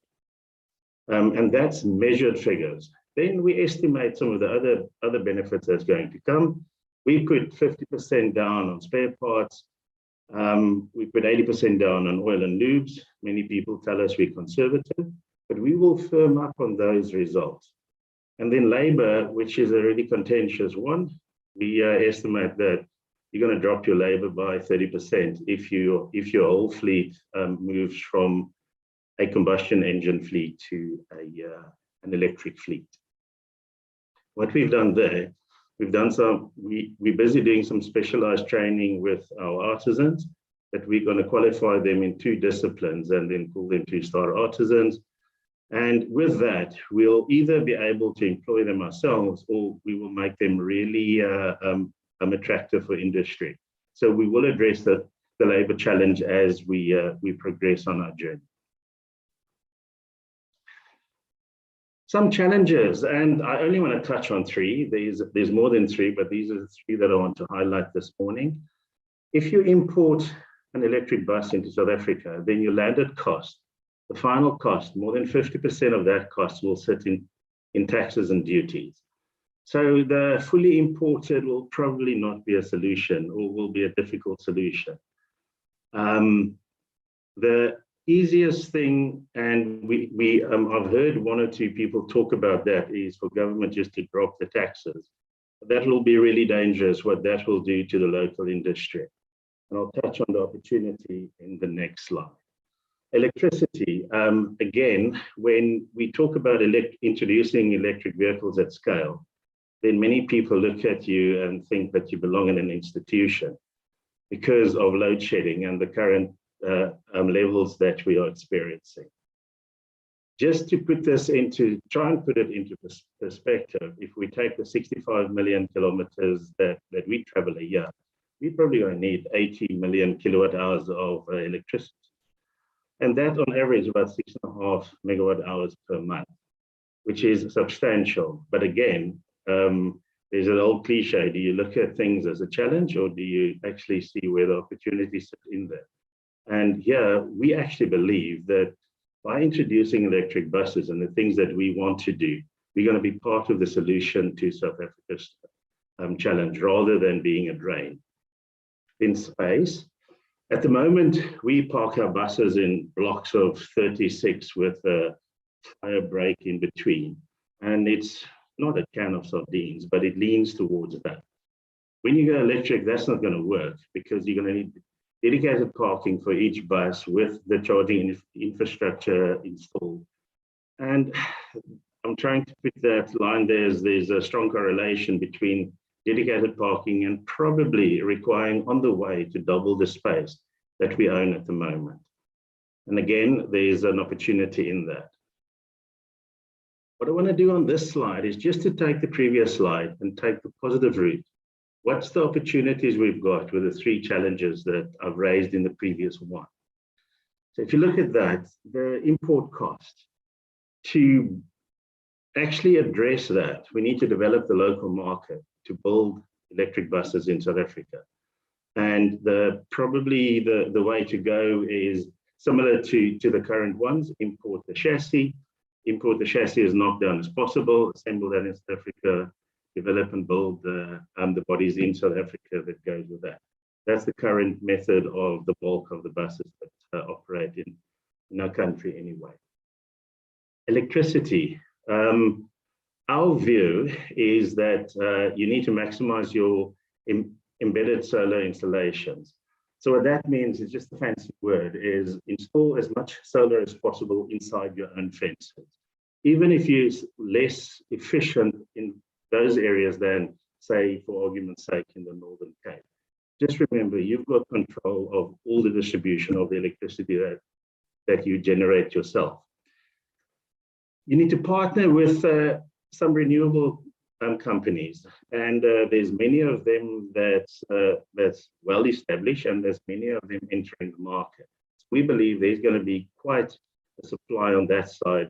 There's a big supply already, and the supply is just going to increase.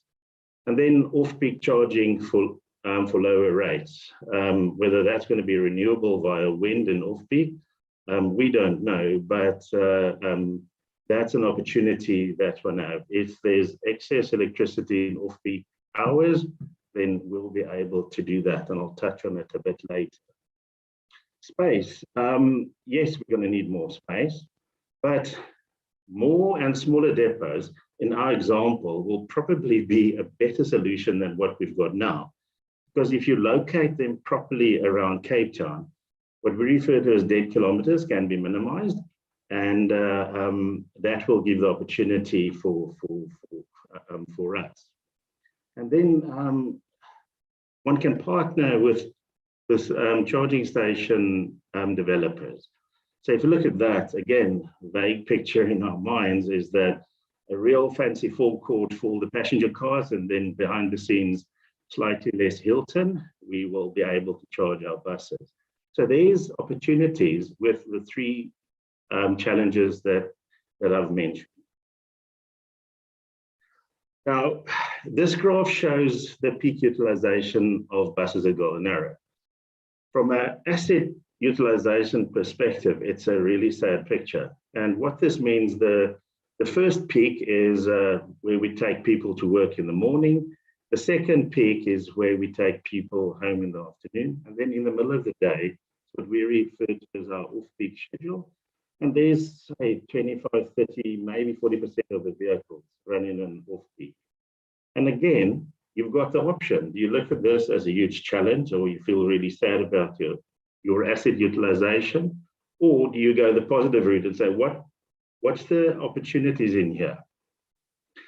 The opportunities that we see is that our operating profile is ideally suited to use the other energy sources that's either renewable or that's off-peak.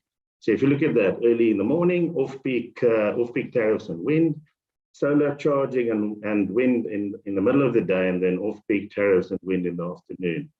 The reason why I've got a question mark next to wind is that we've got no experience with wind, but we will partner with people that's got the experience there, or that's the idea that we've got.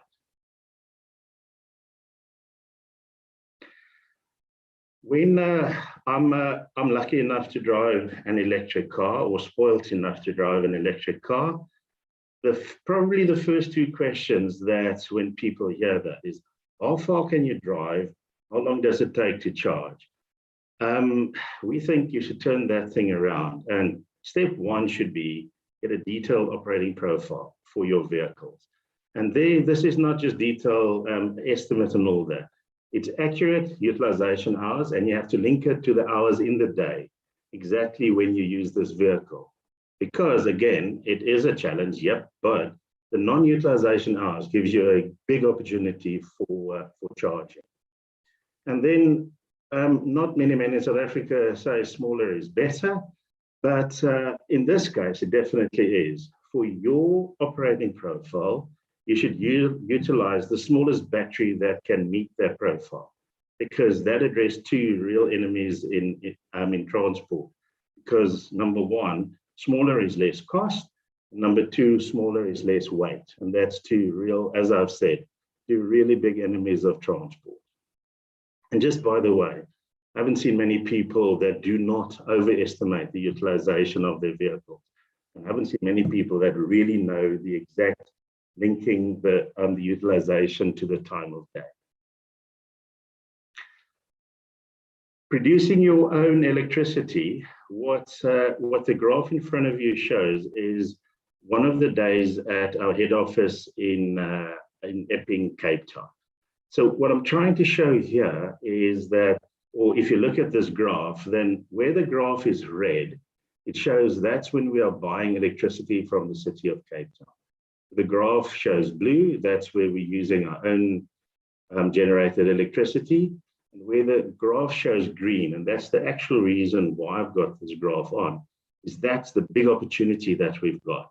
Because there at the moment, we're exporting electricity to the city of Cape Town. But in the back of your mind, you must keep the following in mind. For every 1.1 kilowatt hour that we export to the city, it's worth about R1 at the moment, you can replace the diesel required, move a bus 1 kilometer. So the bigger that green, the bigger your opportunity is as you start introducing buses to use renewables to charge them. At our biggest depot in near the airport in Cape Town, we've replaced an old carport with a solar carport. So the picture in our mind, and we need to, it's a little bit blurred at the moment, the picture in our mind, not the one on the screen, is that, and we need to refine it quite a bit still, is to something similar to that, slightly higher, that you can call it a bus port, to cover the 22 hectares that we own in Cape Town. Something similar to that, with all the charging infrastructure installed as well, that we can park the vehicles, I mean the buses under the solar, and then charge them. Rough estimates or calculations show that at the Cape Town efficiencies of the current available solar panels, our 22 hectares should give us somewhere between 10 and 15% of the required electricity that we will need if we are a full electric fleet. So people then scoff at that and say, but then it's absolutely worthless. But the next slide is a bit of a dream, bit of theory, and we need to combine that to see where we potentially can end up. Depending on which articles you read, some people claim that solar panels show an efficiency improvement of 10% per year. And yes, we can alternate that. You can put your own percentage in there, but it's more the principle that I'm thinking of here. So if at today's efficiencies, potentially we can produce 15% of our electricity needs, then with a 10% improvement over the 20 years, and it will probably take us 20 years to replace our fleet to go electric, one can ramp that up to 92%. So everybody can put their own increase rate in there, but this is a graph that show exponential trends or tendencies. So what we are saying here is that the improvement in technology will improve the production that we've got embedded and reduce our demand on what we need from people outside of our depot. We move on to often people then also the question of storage often comes up, and we haven't got any storage at the moment, but we are busy with doing a study to check the feasibility of large-scale storage. And similar to the previous graph, there's also a certain growth in efficiencies in batteries every single year. And what we are aiming to do is to answer that question, whether it's a feasible solution right now. It's probably borderline, but we don't know yet. We will be able to take that question mark away in the next 2 or 3 months. And then our comment is that if it's not one now, it's probably going to be a feasible solution soon. But the bottom bit is probably what we should get excited and sad about at the same time, because battery efficiencies and the Eskom price escalation will just accelerate the progress towards storage being a feasible solution. And when we get there, it will just accelerate what we plan to do at Golden Arrow. Conversions of diesel buses to electric. And again, you see I put a question mark up there.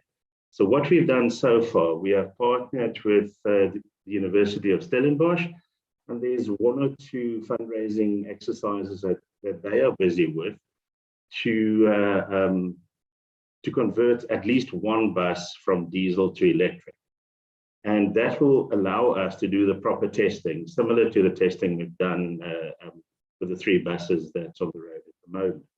And that will allow us to either take that question mark away at the top of the slide, or to leave it there forever and at least know that we've checked it properly. Let's take the positive route, because if we are successful, that it can show that it's a feasible solution to convert a vehicle, then we can potentially kickstart large-scale conversions. And the one box that this ticks is that you do not have to throw the old body away. And that's a fairly big box in the sustainability chain. So if you've been asleep until now, it's actually no problem, because this is the only slide that really counts today, is now what? So we're in 2023 now, and we've got board approval for 60 locally built or assembled electric buses. The pressure has turned on our side from begging the board to being chased by the board. When are you doing it? As I've said, we've partnered with Stellenbosch, and that's a bit more than just the conversions. We're also sponsoring a few students to do postgraduate studies in engineering, all focused on renewables and electric vehicles. And then, yeah, that third bullet ties in with our partnership with the University of Stellenbosch. Is we need to complete the feasibility this year to say yes or no. We'll leave that question mark on the previous slide. And then next year, big pressure. We want to introduce 60, as I've said, locally built or assembled electric buses in Cape Town. And that question mark is the one that we need to answer. So all in all, December 2024, we need to be way down this road, and then we'll know how far. That will be the start of our test. How far can we take it towards 1,100 electric buses in Cape Town? We don't know that answer yet. Thank you very much.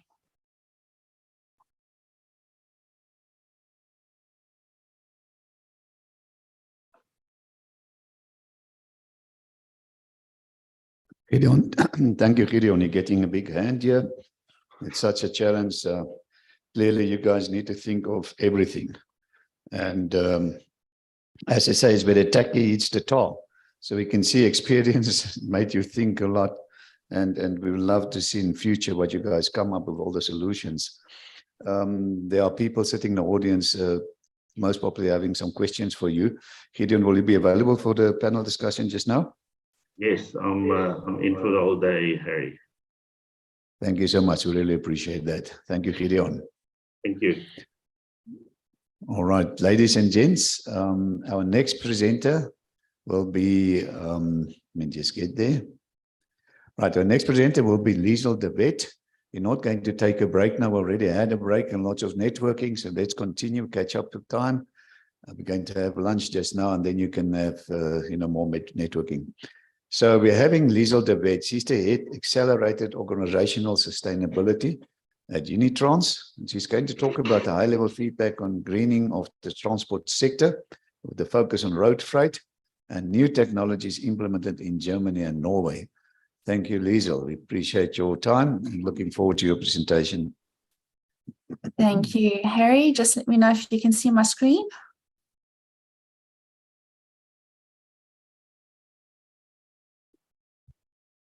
Yes, we can. You can continue. Thank you, Liesl. Fantastic. Hi, everyone. Sorry I can't be in the room with you today, but I really look forward to my time with you.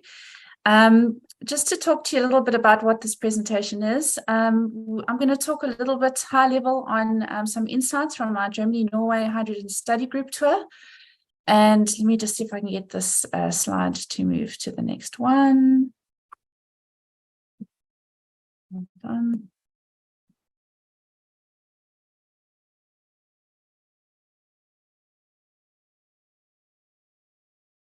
All right, there we go. Okay, so many of the presenters today have spoken about climate change, where we're at, and that we really have the hard task of how we're going to get an industry, which is a hard to abate emissions industry, to reach a net zero target by 2050. And there's been quite a few working groups that have looked at this. The MBI did a Just Transition working group as well, where we had a look at what are the potential strategic focus areas that you could look at. And one of them came up was fuel greening.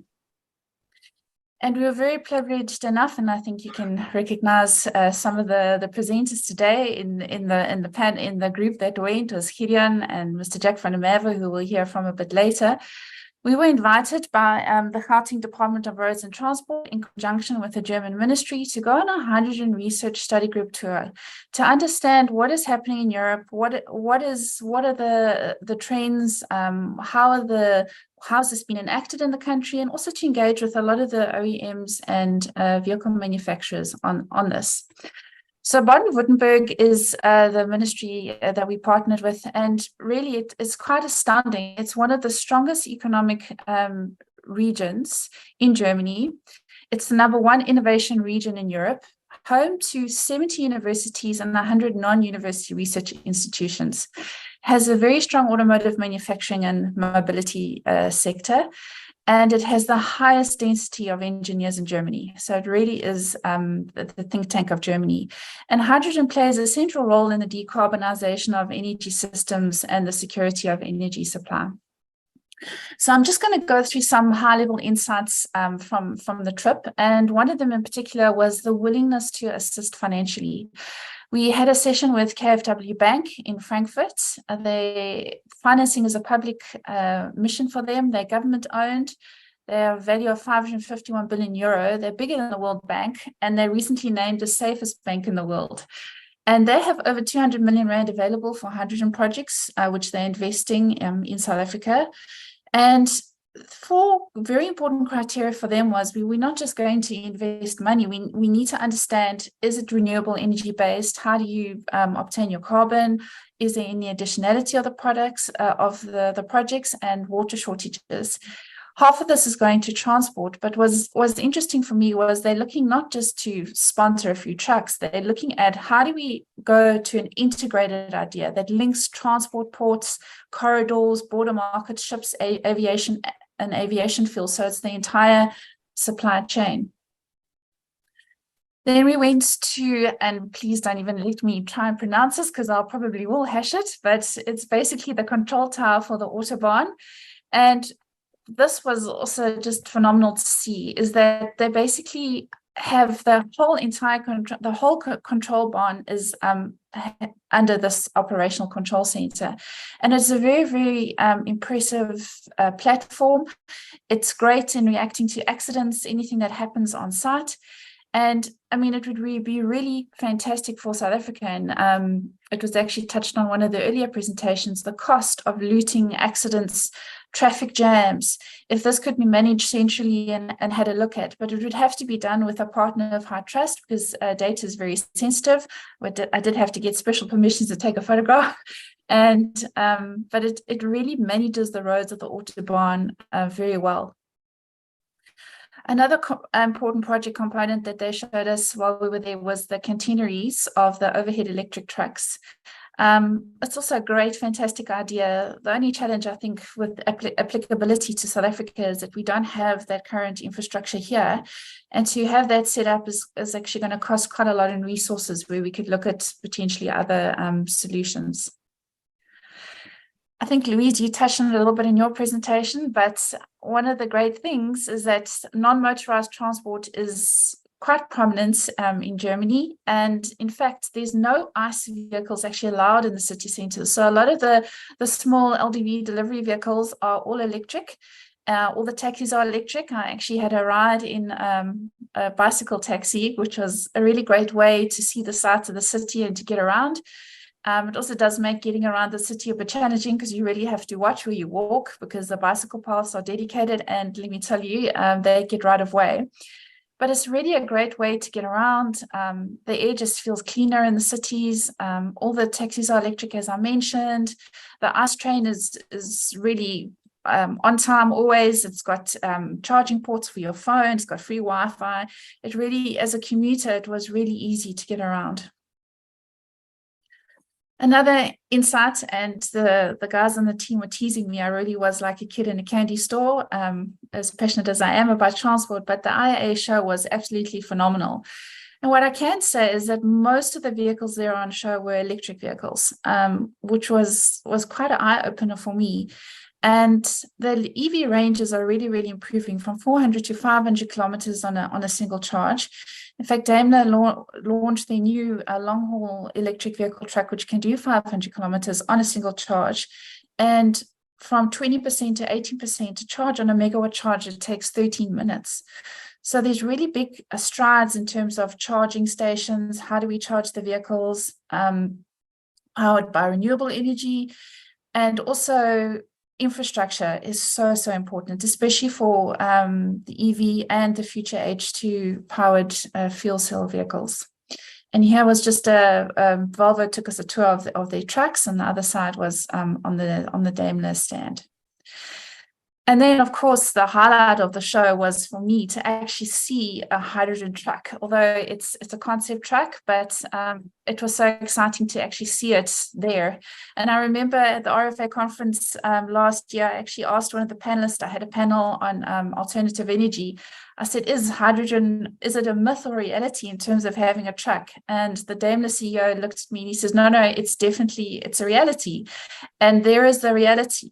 We've talking a lot about hydrogen trucks and vehicles, and it just seemed like a wafty thing there in the background, but it is a reality. This is a liquid hydrogen truck, which actually caused a lot of debate amongst the team because most of the solutions we've seen up to date have been compressed gas.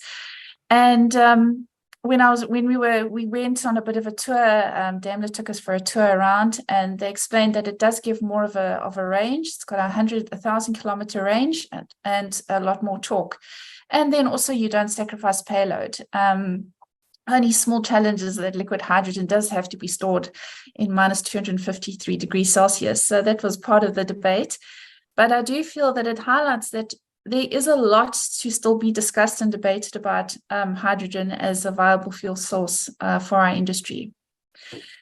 Our next visit took us to a Center for Solar Energy and Hydrogen Research in Baden-Württemberg, and we actually came across a hydrogen refueling station. And the fantastic thing about this is that there's over 400 scientists, students, and academics all focused on this task of understanding how can hydrogen be a viable energy source for transport, among other applications. So it's really important for me in South Africa as well that we also look at what do we do to encourage our engineers, get more students to become engineers. It is so critically important. You need that technical understanding and that research to happen almost on a daily basis. And in this conversation, we learned that if hydrogen is transported, the costs are around €12 per litre. If they're manufactured on site, it's a lot cheaper. It's about €4 to €5 per litre or kilogram. Some of the key insights there is that fuel cells are now mainstream, and the students and academics are looking at, well, how do we then make it better? What inputs can we use that are more environmentally friendly? So there's a lot of research going around that. What other alternatives? So now the focus has definitely moved from light vehicles to heavy duty trucks, but there's also massive applications for shipping and aviation. So that was also currently being identified and researched. Battery storage and technology is a big item on the agenda. How do they improve it? How do they prolong it? And of course, then renewable energy as a use to fuel the production of hydrogen. And one of the biggest challenges, I think, more for the commercialization of hydrogen transport becoming a reality is infrastructure, charging stations. Another eye-opener for me was how much energy and water is actually required to produce hydrogen. So very high level, 45 liters of water is required to make a kilogram of hydrogen, and 50 kilowatts of electricity is required to produce a kilogram of hydrogen. And obviously it has to be renewable hydrogen. There's just no debate and discussion around that. Even the financing houses, they will not finance anything if it is not linked to green hydrogen. South Africa is a water-stressed country, so this does pose a challenge to large-scale production. So we'll have to see how that plays out.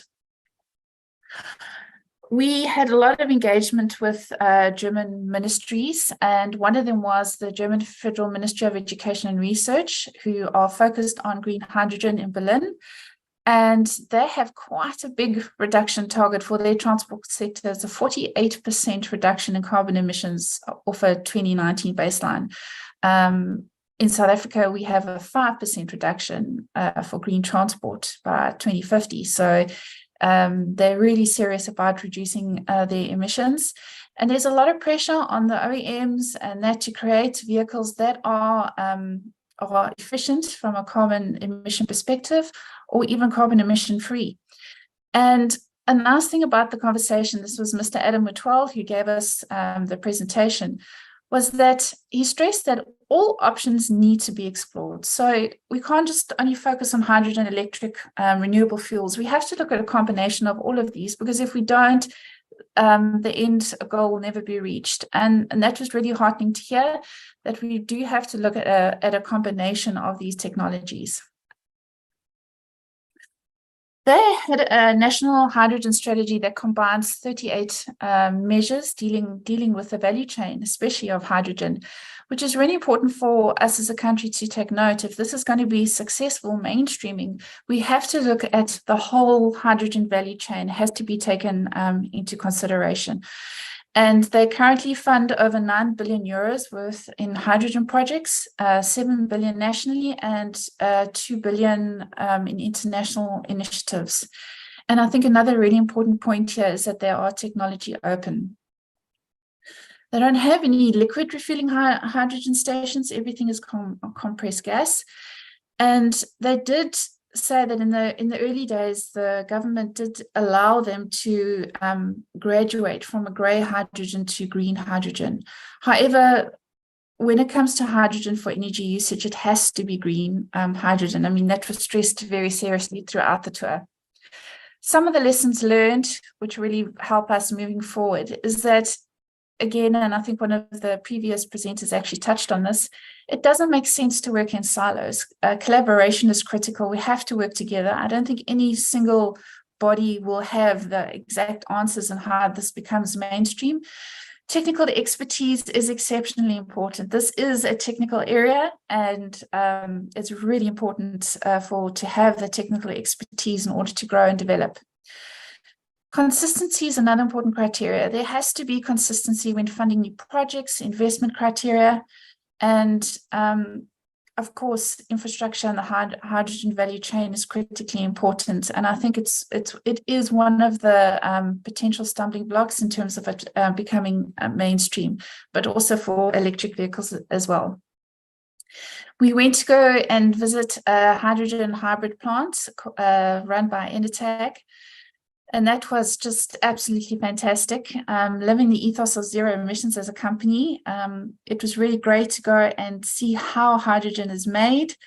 They use an alkaline electrolyzer, and you see those big tanks at the back. That's about a ton of hydrogen that's been stored.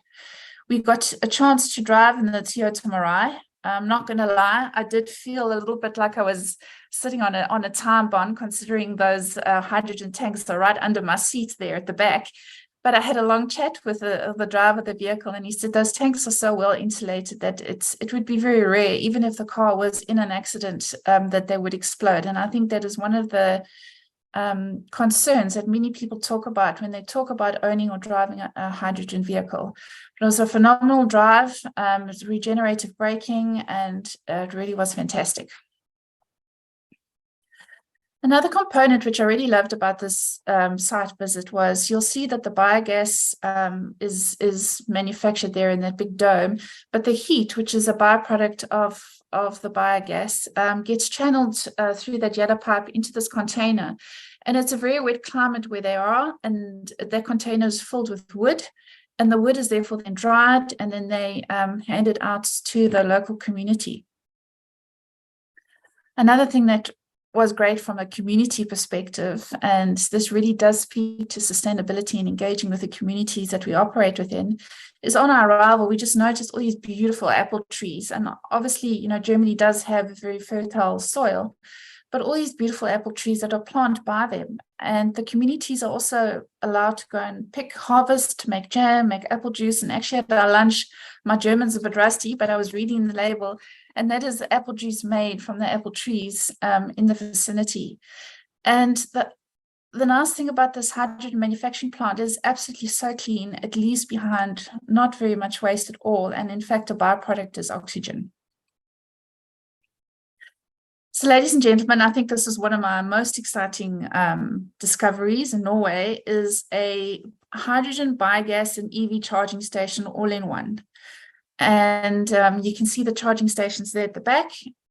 That's for me the ultimate, I guess. If you drive in and you can just decide what would you like, hydrogen, biogas. I think they had LPGs there, and then the charging stations at the back. Renewable energy is everywhere in Germany. Every single house has a solar panel on it. They have a lot of onshore wind, so they capture that. And it really struck me is that every single bit of renewable energy is sweated there in Germany to the max. And South Africa has the highest levels of solar radiation, almost globally. And we have all this natural resource that we could actually utilize for our benefit. And I think one of the great things after this trip is just realizing that the future is definitely green. Green transport is definitely more than possible. We saw it all over Germany where we were, and as well as Norway. It was very inspiring. Yes, we have a long way to go. I mean, there's a lot of technology that needs to be understood correctly. Applications need to be understood. And there's definitely no silver bullets. Not one component, I think, can help with everything. You'll have applications for electric, you'll have applications for hydrogen, you'll have applications for biodiesel. But it's important that we have a look at how all these applications work together for us as an industry to try and reduce our emissions as much as we possibly can. Thank you. That is me.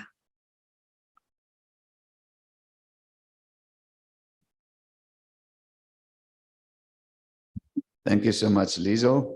This was a very exciting presentation. And yeah, I think that you've learned a lot on this trip, and now we'll be learning from you. Ladies and gents, Liesl, you'll be available for the panel discussion, please? Yes, I'll be available. Thank you. Thank you so much. Ladies and gents, the university just informed me that they have catered for our break. So now we need to take a break so that you can enjoy. So let's take a short 10 minutes break, and there are some snacks outside for you. So we'll see you back here in 10 minutes time, and then we continue with the rest of our two programs, two presentations. Thank you. Right, ladies and gents, we're continuing. We've got another two very exciting presentations, and then we're going to have a panel discussion. Unfortunately, Mr. Tsepo Kobe can't make it anymore from Gautrain, but he sent a very capable Mr. Siyabonga Mabaso. He's the Senior Executive Technical at Gautrain Management Agency. And Siyabonga is going to talk to us about the expansion of Gautrain and related green transport solutions planned. Thank you very much, Siyabonga.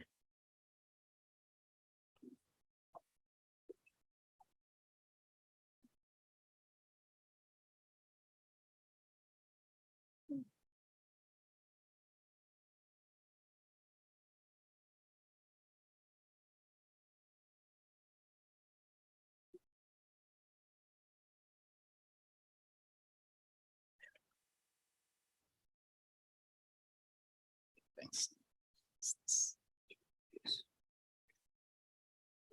Good afternoon, ladies and gentlemen. I'm glad I'm not standing between you and your break, so hopefully we can have some fun and enjoy the presentation. So obviously what I'm going to speak to you about is the expansion of the Gautrain, as well as what are some of the green energy solutions that we are currently planning about. Before we start, I just want to mention this quote that says the longevity in this business is about being able to reinvent yourself or inventing the future. So that's what we're all trying to do. We realize for our future to be sustainable, we need to reinvent ourselves or change the future that we want to see. And as many of the speakers have said, the green energy is important for us to be able to achieve that.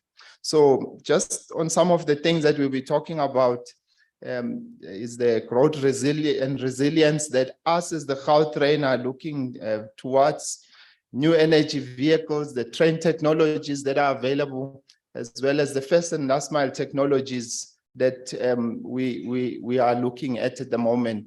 Obviously, as we've mentioned, that hydrogen, green energy is the future. So we're also going to touch on that and some of the insights of what we need to do.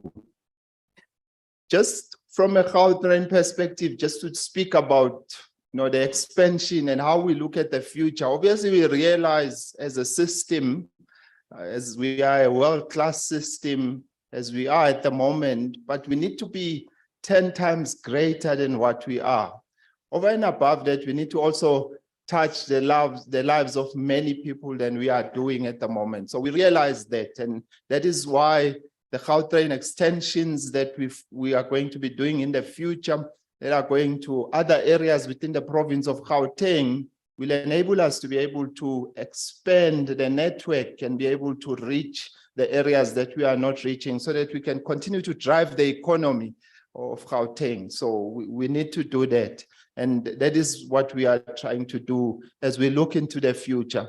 But obviously the standards that we have set are high standards. We acknowledge that, and we realize we need to up the standard. We need to continue to improve, because that's the only way that we'll ever be better, by continuing to improve. So these are some of the initiatives that we are doing, looking at our current infrastructure and seeing how it can touch the lives of additional people, how we can optimize the infrastructures that we have, how we can improve the service and make sure that the coverage of our service reaches other areas within our province as well.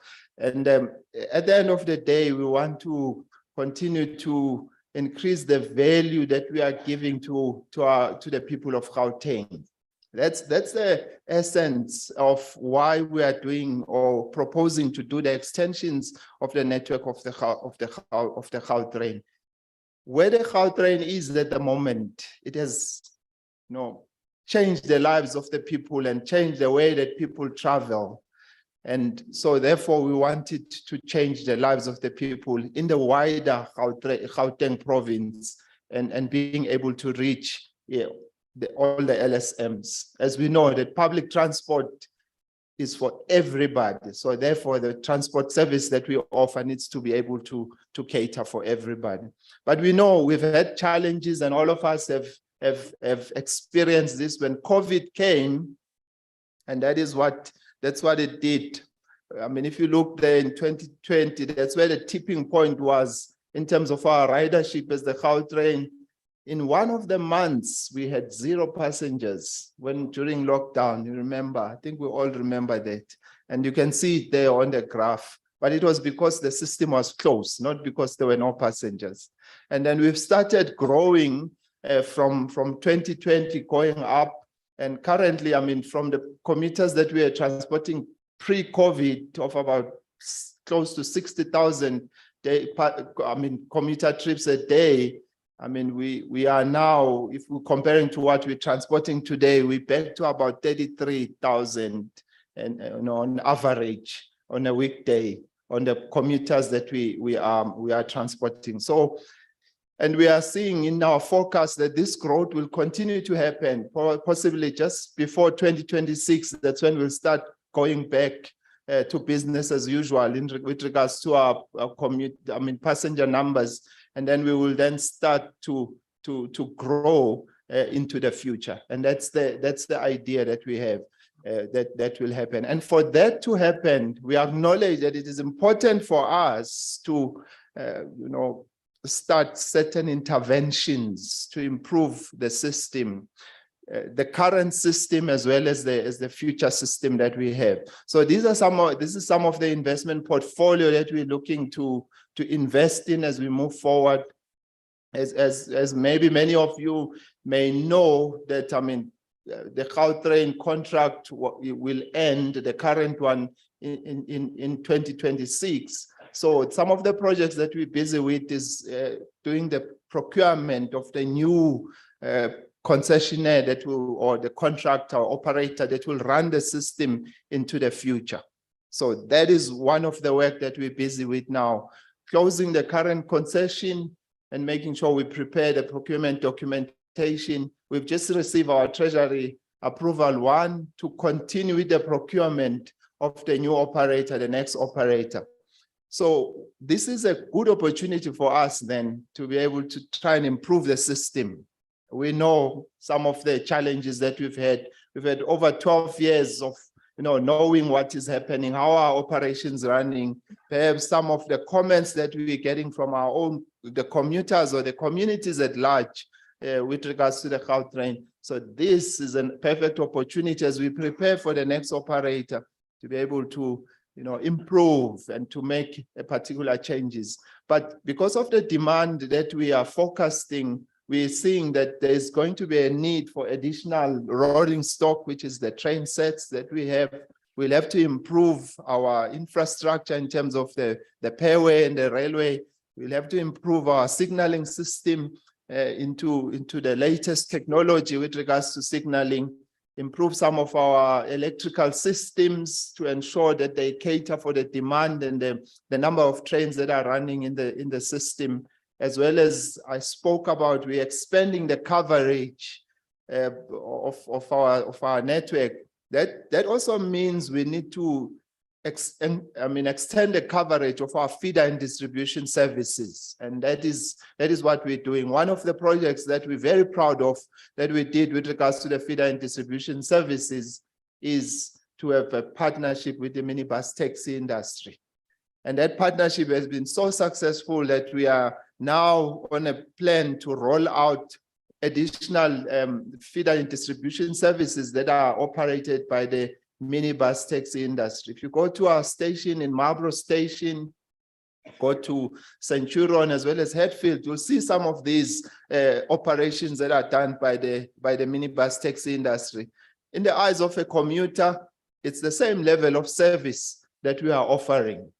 And the only challenge that we experience is in terms of our ticketing, which we're working on to ensure that we improve that, so that the same card that you use for the train, you can use it on the minibus as we are doing it on the buses as well. So those are the things that as we move into the next contract, we will make sure that we improve on that, so that is taken care of. Obviously, there's a number of things that we need to do to improve our depot to cater for the additional rolling stock. So we have to increase our yard, the staging yard, as well as improving accessibility and the way that the interface happen at our station, as well as continue then in our maintenance of the services. So those are some of the things that we're doing to improve. And one of what we've learned as a system is the fact that security is very important, especially to the people of South Africa. So it's to improve the security. Currently, we've got good security inside the system, but the minute you step out of the station, you're on your own, isn't it? So that's what we're trying to solve at the moment. So we are extending, the security of our station to a precinct level, so that a person that's standing outside, we still have our securities making sure that they are safe and secure. That we are not doing it alone, though. We're doing it in partnership with the cities, and we have to do that, as well as the business districts that have organized themselves. So those are some of the improvements that we're making, including the use of technology and the way that we're using things like the app, the website that we have, as well as perhaps creating a mobility as a service platform that will cater not only for our services, but for other services as well in the main. So that is kind of like, just some highlights that we wanted to share with you on some of the work that we'll be doing to improve our system. That is over and above the extensions of the Gautrain into other areas, which is part of the processes that we are waiting, to get the approval from National Treasury and so forth. Just moving on, then obviously, I think when we talk about new mobility, we need to transition as we continue with our plans. We cannot just continue to do it the way that we've been doing. So the transitioning of the power systems that are being used is very important. But we need to do it systematically, from starting maybe with hybrid, and then continue then to being maybe having full electric vehicles and hydrogen powered vehicles as mentioned. So I mean, I think with regards to the use of hydrogen, if I were to say more, I'll be preaching to the converted. A number of the speakers that have come, they've already spoken about that. So, and those are the goals that are there with regards to the future of renewable energy in terms of the use of oxygen, where the overall demand is expected to grow to about 120 metric tons by 2030. So that's where we all need to start working towards, to make sure that we participate, and the services and the systems that we're using, they are able to use hydrogen as it were. Just some of the train technologies, and some of our colleagues went to InnoTrans recently. Some of the leading entities are already started looking at hydrogen powered trains, as well as the ones that are using battery. So you can see Siemens is in the forefront of that development. So as we look into the new rolling stock, we're looking at how we can incorporate these new technologies into the rolling stock that we're going to be acquiring. Obviously, the current rolling stock that we'll have to refurbish it in the next 2 to 3 years, start the refurbishing program for it so that it can give us the useful life that we set to achieve. But as we get the new rolling stock, we're going to start and see what technologies are there to be able to use. And that is just some of them, of the entities that have started together with the support of the Hydrogen Council that is supporting some of the initiatives that are there. The benefits of using, hydrogen, we can see for us to be able to do so, we need to have the infrastructure ready to be able to do that. As you can see, your train will operate, but at some stage they will need to be refueled, and the ways of refueling have been optimized to take about approximately 15 minutes to do so. So our infrastructure need to cater for that, and so that we can be able to continue to provide the service that is required. I think that is talking about the same of how perhaps it can be done, perhaps at some of our end stations, or done at our depot as the trains require to be refueled as such. But you may be asking yourself, what are we doing with our first and last mile services? How do we integrate that and integrate the development of towards renewable? I mean, we all know this evolution graph of how we would evolve.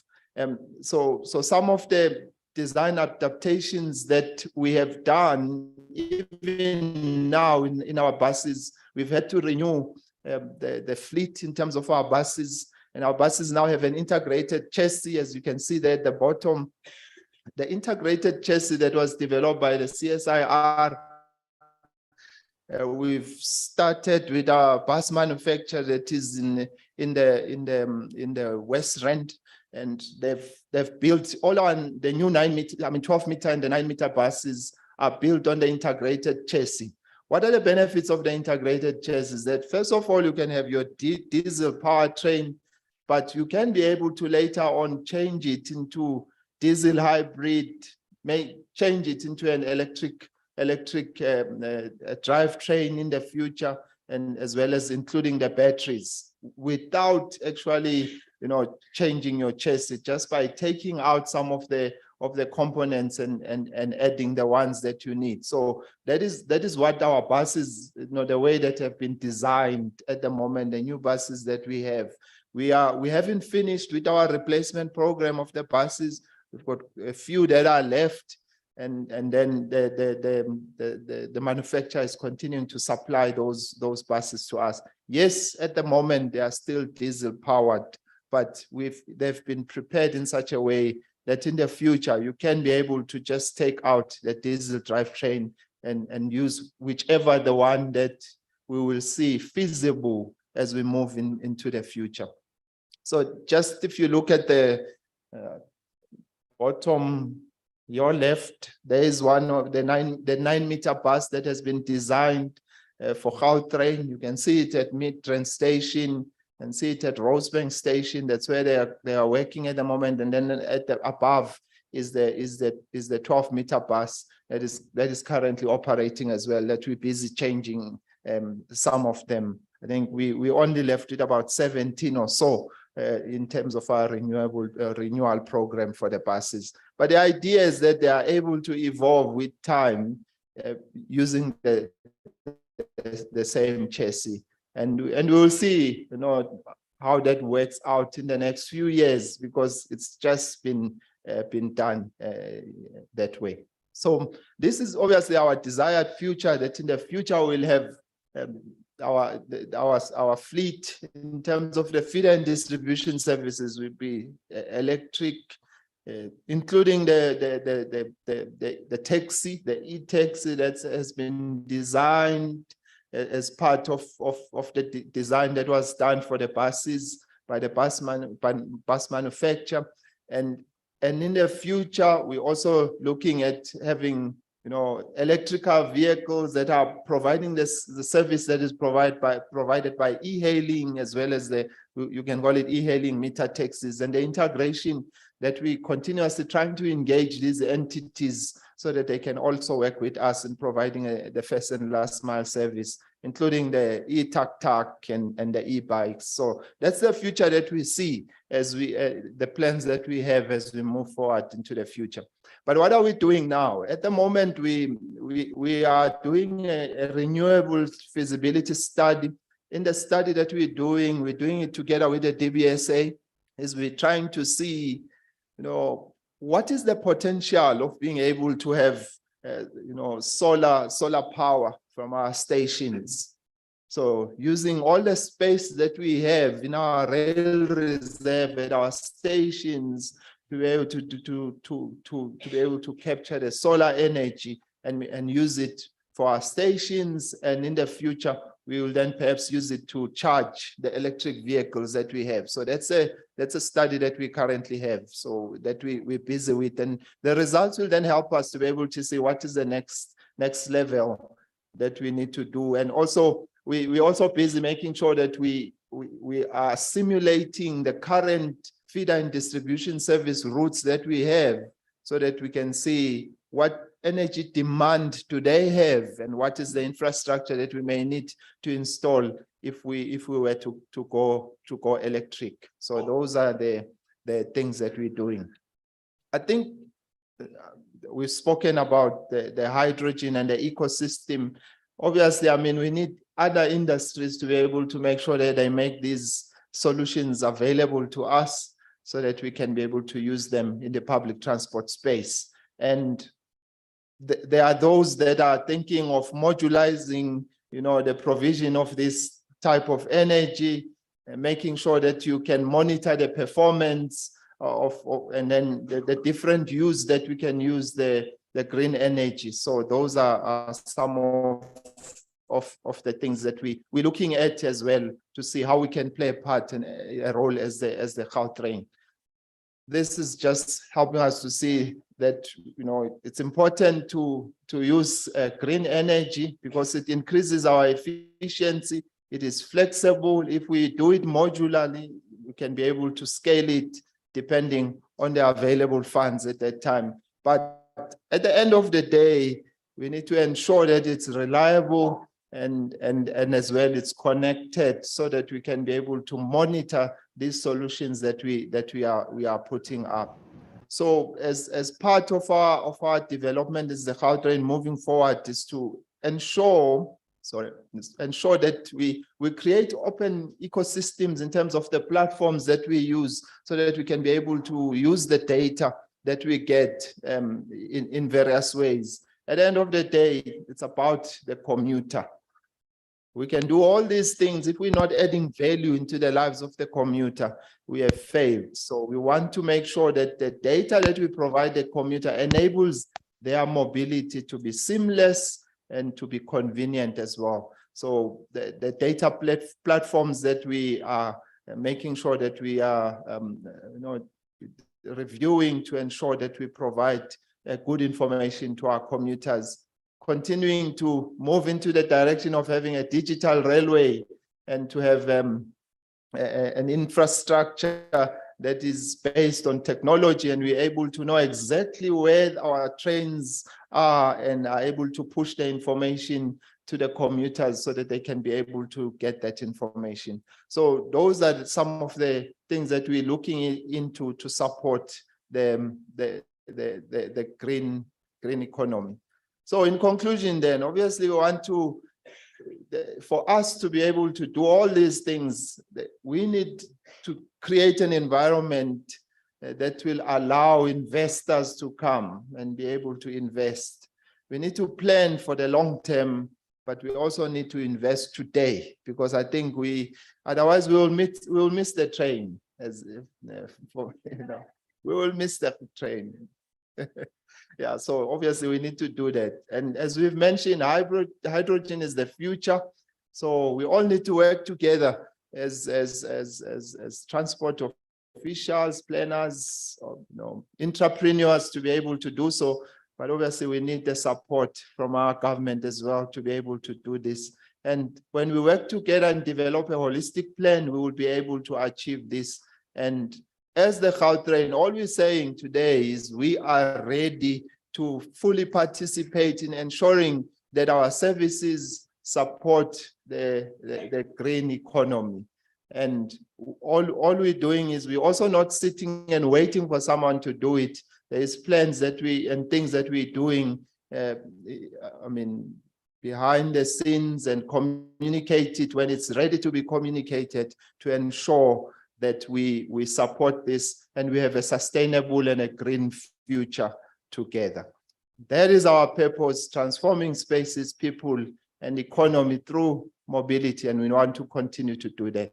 Thank you.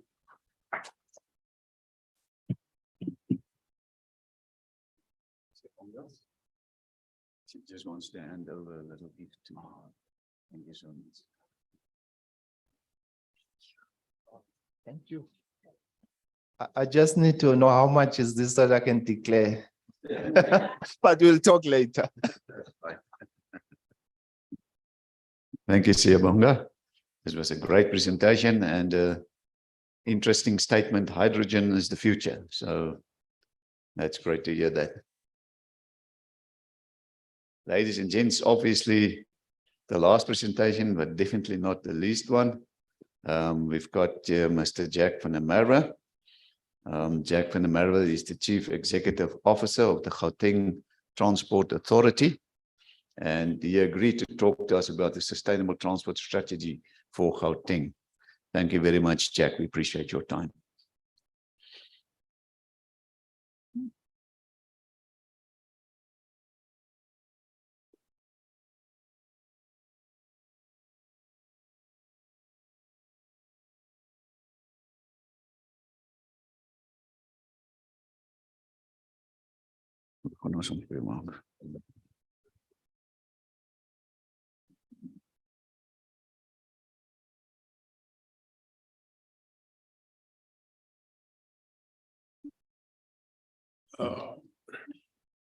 Right.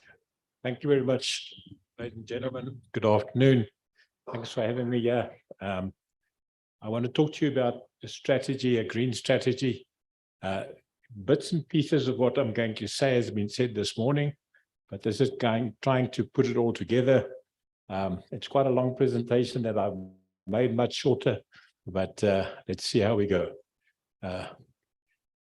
Let's start off by saying, what are the energy challenges that we're having in Europe?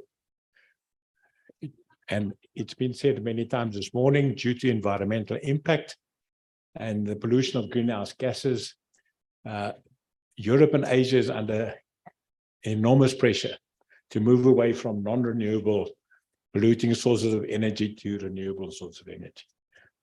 This initiation became the carbon neutral by 2050. To enforce this plan, legislation is being developed to ban internal combustion engines. From about 2028 until 2035, they will not allow a bus or a truck into the CBD of any city in Europe if it's got an internal combustion engine. But Europe has got a challenge in getting to this agenda. So politically, the decision was taken, but technically, is it possible? And this is the trip that Liesl spoke about and that Gideon spoke about. We went to Germany last year. I went there with the minister. And this is really what the challenge is. There's an energy challenge in the countries. They have to decarbonize by 2050, and they have to replace the gas coming from Russia. And they've been held at ransom for the gas, so that they don't want to be caught in that again. So the possible solution, they must move away to renewable energy. Green hydrogen is the solution. And what is interesting about hydrogen, it allows us to store energy. Up to now, energy was stored in batteries. It's a static thing. Batteries are quite expensive. They're very heavy. And hydrogen allows you to move energy around. And the resources needed for energy, and I've lost my slideshow, is solar, wind, and hydrogen power. Europe has not got sufficient land or wind or sun to be able to produce their own energy, their own hydrogen, so they are willing to fund hydrogen in other places and then help pay for it. So energy has become the currency of the new world. So countries that were poor in the past, countries that didn't have a big GDP, if they have sun and wind, they can all of a sudden create wealth and export it. Now, I think it must sink in. You know, we've always been on our knees asking the Arabs to give us oil to make our own, to make petrol, diesel. Now we can make our own energy. So it's really a turnaround. We went overseas, we've spoken about that. And that, so what did we learn in this trip? We learned that the overseas countries, especially Germany, are very keen in supporting initiatives. They support in the form of funding, of technology, research and development, legislation and practical experience. The aim is to secure the required volumes of green hydrogen from these overseas suppliers, and Germany wants to be carbon neutral by 2045. So they want to have this 5-year advance or advantage over the rest of the countries. Germany has already signed agreements with Morocco, with Chile, with Namibia. If you look at the aerial photography of Namibia, the whole area around Walvis Bay is now one big solar cell. So this is not theory, this is what's happening at the moment. It's clear that there's a limited window of opportunity to secure long-term contracts for the supply of green hydrogen. So if in South Africa, we take the normal route and we start arguing about it, who's going to get it, who's not going to get it, who's going to be empowered by it, we may miss the boat. So I'm saying to you, there's an end date. It's like the Soccer World Cup. They weren't going to move the Soccer World Cup date.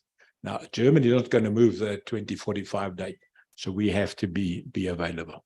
To move away to the decarbonization, they are offering the following assistance: research and development. And Liesl showed you Baden-Württemberg, where there's a research pool that we can utilize. The setting up of the refueling stations, the development of the necessary legislation. Can I just tell you, when e-hailing started, it took us in South Africa 3 years to bring in the legislation to control e-hailing. The National Department of Transport couldn't make up their mind. Is it a service? Is it got something to do with transport? Is it just a private enterprise? So we have to get the legislative framework right to make this thing work. Actual field testing of hydrogen-powered vehicles. What we haven't spoken about today is that if you have a hydrogen truck, 15% of the payload, what if you have an electric truck, 15% of the payload would be batteries. So you're losing 15% of its carrying capacity to cart its own batteries up and down the hill. Hydrogen doesn't weigh anything, so you have that. The willingness to supply Gauteng with H2 powered trucks. We have an agreement now with Mercedes-Benz to give us those trucks, and we are willing to sign MOU with Baden-Württemberg. Word of caution: to ensure that the world moves towards carbon neutral by 2050, they will require industrial products. 58% of everything South Africa exports will be subject to being built or made by clean energy. 58%. If it's not the case, they will tax us. So you can imagine if we make steel in South Africa and it's made with Eskom power, the steel will get a tax on it if it goes overseas. And if this is the case, we could lose our export markets if we don't comply. Just quickly on hydrogen. Hydrogen is a gas, those of you that don't know, and it can be burnt like fuel. It's produced by using electricity to split the water molecules into hydrogen and oxygen, and it's color-coded according to how it's made, right? So if you make hydrogen from coal-burning power stations, it's classified as brown hydrogen. If you make it from gas, natural gas, LPG, it's either gray or blue hydrogen. If you make it with nuclear power, it's called pink hydrogen. And if you make it with renewable sources, it's called green hydrogen. So this is just the classification thereof. The advantage that hydrogen offers is that it can be stored and burnt as needed. And the byproduct of using hydrogen is as a fuel is water, clean water. So this is hydrogen in the world. At the moment, 2/3 of all hydrogen produced in the world is used for fertilizer, is used to make fertilizers for farming. All right, that's the historical use of hydrogen. So it's used for making fertilizers, and it's used for food processing. You can't make margarine if you don't have hydrogen. So there's a lot of food processes that use hydrogen. So that's 2/3. Then there's a block that's used for energy. The first one is for power generation, natural gas, hydrogen fuel mixtures in combustion gas turbines, and I'll talk about that a little bit later. The heating of buildings and schools, that's in Europe quite a big issue. In South Africa, it's not a big issue. And then public transport fuels. Hydrogen for motor vehicles, hydrogen for aviation, hydrogen for shipping. And you now also see hydrogen for trains. And then the export commodity, the export of green hydrogen. So these are the uses of hydrogen that we're going to explore. We have a South African green hydrogen commercialization strategy, and there's a whole lot of research and documentation around it. So you please have a look at these things. We've got a hydrogen strategy. We have a green hydrogen commercialization strategy, but I'm not going to talk about that. South Africa's renewable strategy, just importantly, it's based on 6 pillars. The first pillar is potential exports. Secondly is to stimulate domestic markets. Thirdly is to support localization. Fourthly is secure financing that's either internal or external. Proactive socioeconomic development, and then the role of government in policy and regulatory support. So these are the hydrogen projects, and I'll talk about that a little bit later, that we've identified. So what is the energy strategy for Gauteng? And this is really where it becomes interesting. We want to develop a Gauteng energy strategy within the boundaries of the South African strategy. We have to strengthen Gauteng's position as the economic engine of Southern Africa. We have to utilize the knowledge and experience of Sasol and their production capacity. At the moment, Sasol makes 2 million tons of hydrogen per year. Utilize the knowledge and experience of Sasol, utilize the strengths and opportunities of Gauteng, utilize the proximity of research institutions and universities. We have 4 big universities. We have the CSIR. We have a lot of TVET colleges.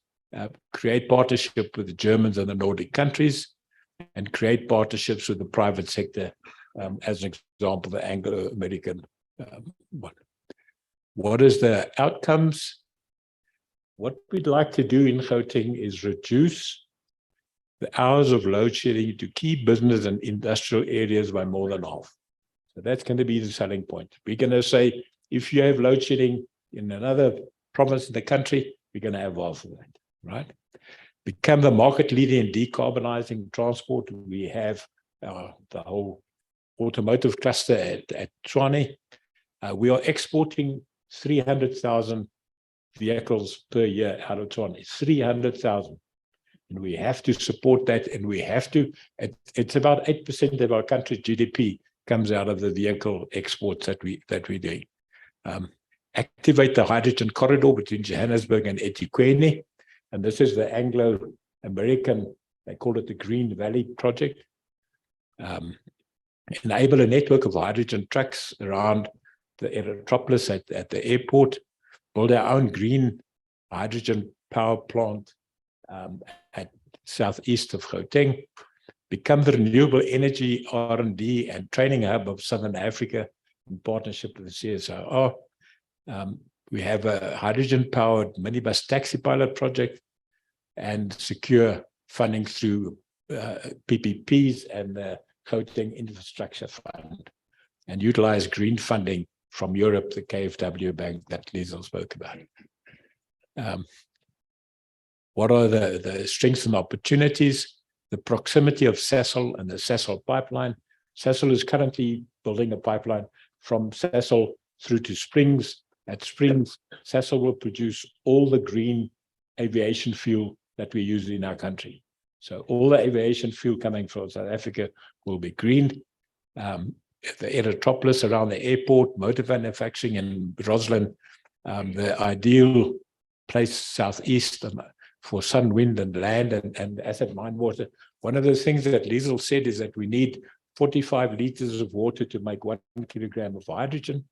At the moment, we have all the acid mine water to the south of Johannesburg. This water is unusable for anything. We will take that water and clean it, and then use that as a source of creating clean water, and then also using it in the hydrogen production. Industrial hub of South Africa. We have an Elroad in Alberton. We have one of the biggest clusters of small industries. We'd like to reduce the hours lost to load shedding, and we have a large taxi industry. We have 62,000 taxis that we would like to bring in on board here. Relationship with KfW, twinning agreement. We have a link to Mercedes-Benz and the KfW Bank. We could provide funds for the hydrogen refueling station. And we were looking at putting up the first hydrogen pump at the G Fleet offices at Bedford View. And we could pass, and this is a big hope, we could pass legislation in the shortest time.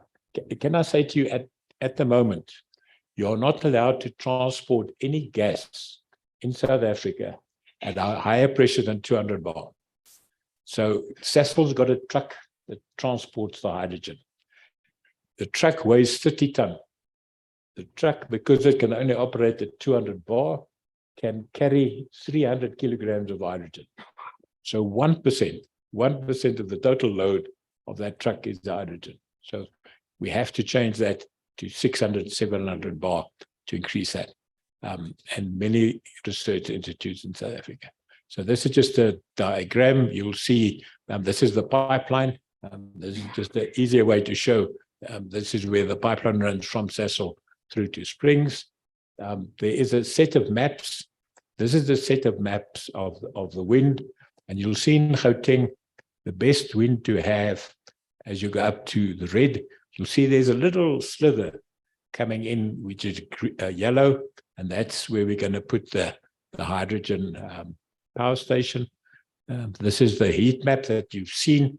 And you will see the highest place to put up solar in our country is right up against the Namibian border.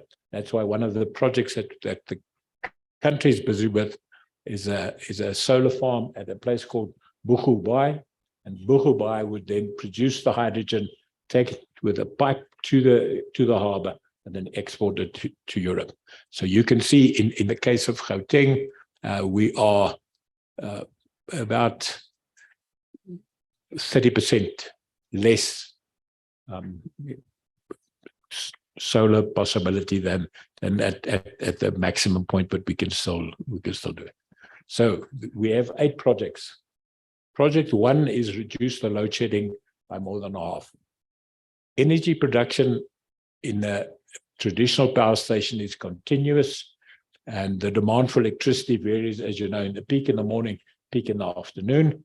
And a large portion of energy produced during these off-peak periods, if you don't use it, you lose it.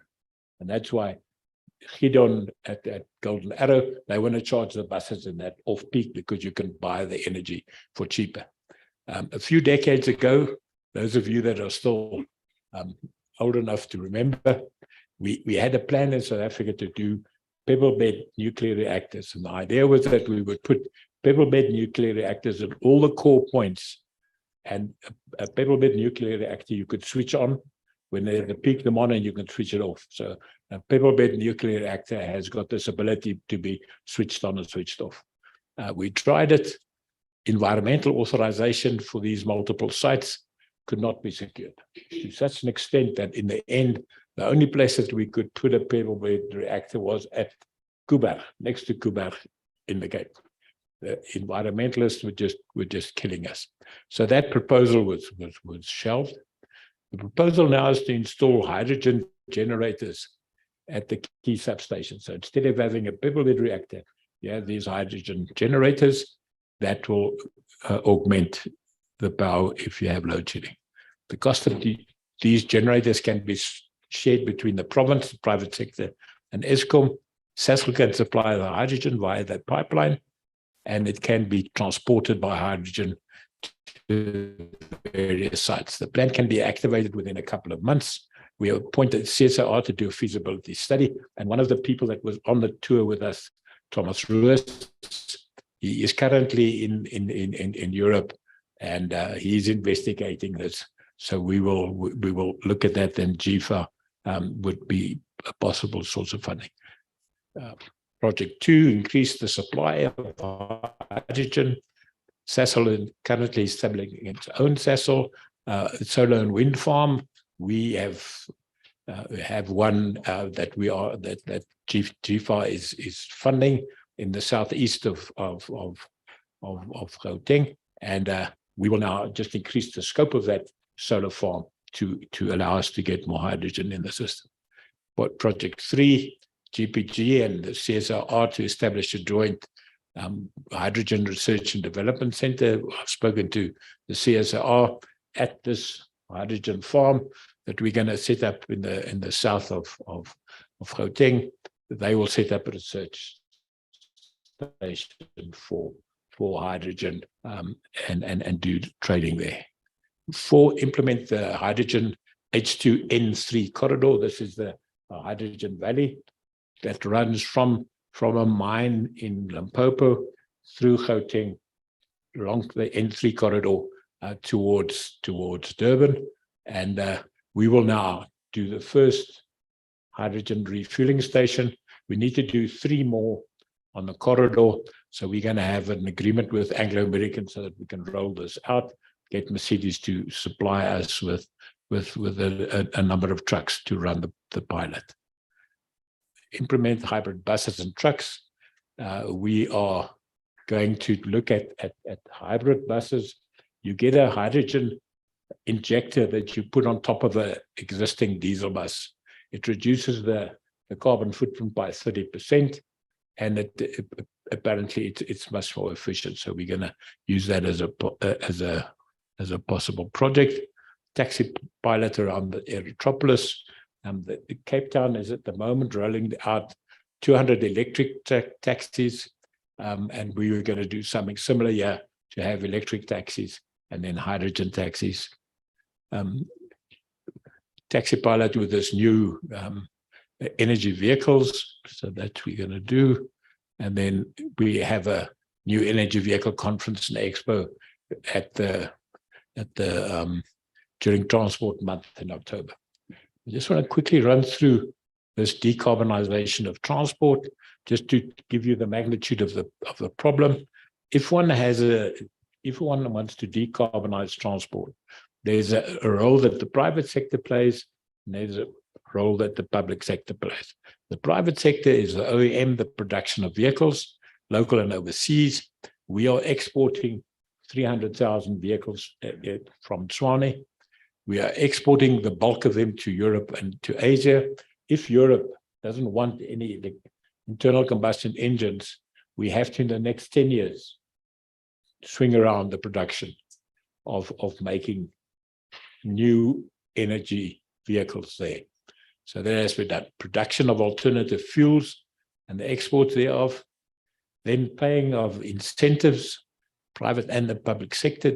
You know, if you buy a Audi, you get a year's supply of fuel or electricity or hydrogen free.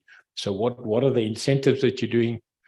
You have to install the support system, the question of hydrogen refueling, charging stations, the legislative framework and enforcement thereof. There has to be catalytic projects which I've run through. But then very importantly, the choice by the commuters. How do we get the people to change? I've just bought a new Audi Q7. I'm going to drive it until the wheels fall off, and excepting if somebody buys that back from me. So how do we handle this in the next 8 years while my car is busy being running out of its lifetime? So this is just the stats. Most will come up now. This is off the eNatus. We currently have 11.4 million vehicles registered in South Africa. Of that, about 36% is in Gauteng. And if this is what we want to do, how do we change from what we have into what we want it to be? So there's a current vehicle fleet of 11.4 million vehicles. It grows. There's a net growth of about 380,000 vehicles a year. So if we say, let's think about it, if we wait 3 years, got another million vehicles that you have to look at. So there are 5 options. The first one is business as usual. We retain the internal combustion engine, like I'm going to do with my Audi. But the big thing is, what is the cost of the fuel? Because if Europe becomes, if they start focusing on getting the internal combustion engine out, what will they do? They'll just price fuel out of the market. So it's nice for me to say, I'm going to fill up with diesel. If the diesel costs 200 or 300 or 400 rand a liter, then I'm also done. So that's all. Then transition, production, conversion, localization. This is very important. How do we change the industry? How do we change the workforce to be able to do it? Third one is the hybrid option, is this internal combustion engine with LP gases or with biofuels. And then electric vehicles, which is subject to the availability of power in the grid, subject to Eskom coming to the party, and then the hydrogen fuel cell vehicles, production, storage, and transportation. So if one tries to do this exercise, we have 7.6 million cars. A lot of them will be business as usual. But what do we do with the rest? Do we take them towards a hybrid, towards electric, towards hydrogen? The minibus taxis, we have currently 350,000 minibuses in our system. We'd like to move them all to hybrid immediately. And then electric hydrogen buses, we have 65,000 buses in the country. We'd like to move them towards energy or hydrogen. LDVs, we have trucks less than 3.5 ton trucks. Again, hybrid, electric, hydrogen, and then the bigger trucks, 3.5 tons and bigger. We have 380,000 of them. We'd like to move them all into hybrid. What we have is the motorcycles, these Checkers 6060. In Gauteng, we have 15,000 scooters that get registered per month now for Woolworths, Checkers. So how do we get them going? And then commuter rail, maritime, and that. So this is the challenge we have. And I just quickly want to talk about the choice between lithium-ion batteries and hydrogen batteries for vehicles, right? And there's a whole section on this. And if you like, I can give you the bigger presentation so you can have a look at it. But vehicles that are powered by lithium batteries are all electrical vehicles, and these vehicles are now collectively called new energy vehicles. All right, now, what I haven't spoken about today is we have 3 challenges in South Africa, irrespective of which political party wins or loses the election. 3 challenges: fighting poverty, fighting unemployment, fighting inequality. If we don't do that, we're dead. Whoever takes over the country is dead. Now, one of the ways of fighting inequality, fighting poverty, fighting unemployment is getting jobs. But the flip side is keeping jobs. We have to keep the jobs we have.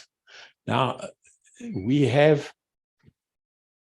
this is our industry. This is the mining industry. We have the Platinum Metal Group employs 172,000 people. You can see in that slide, gold mines employ 116, coal, that we have the big fight about 77. So this is the employment of the different mining sectors.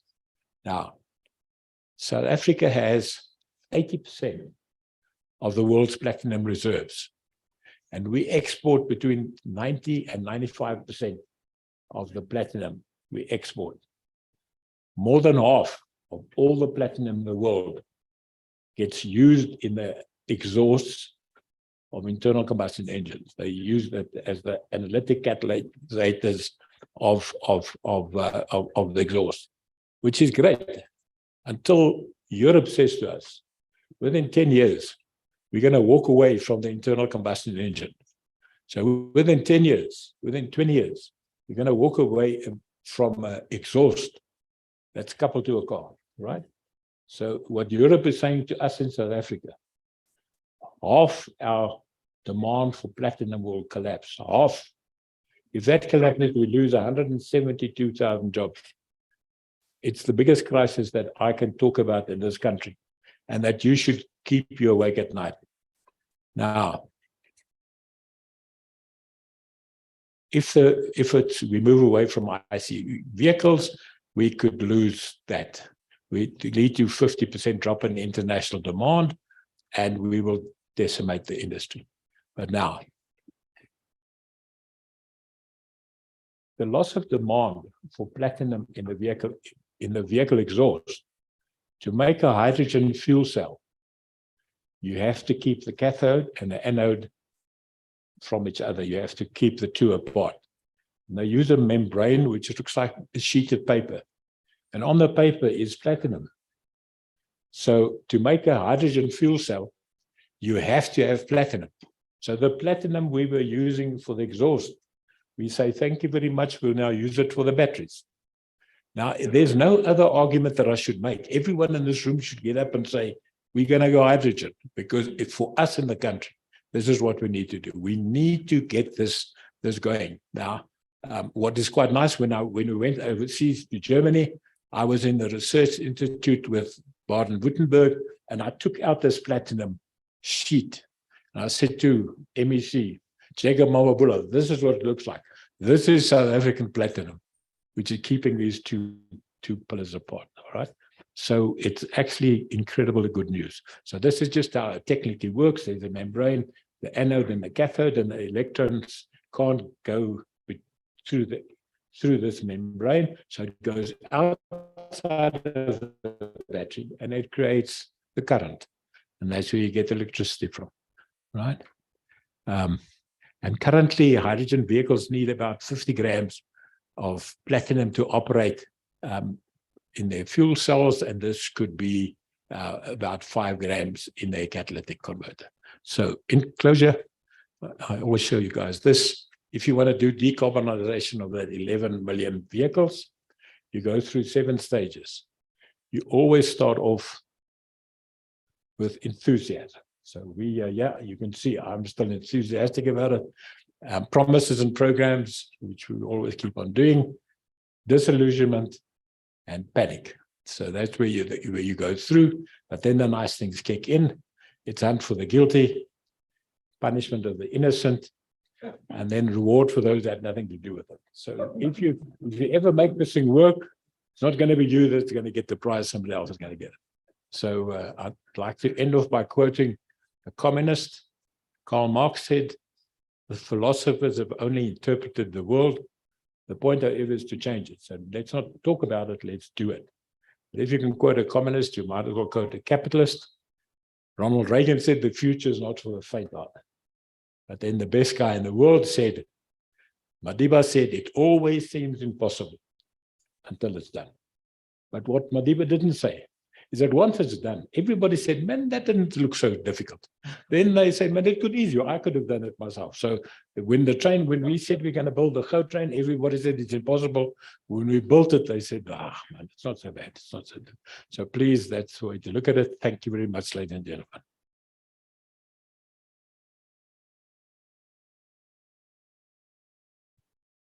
Jack, thank you so much for a great presentation.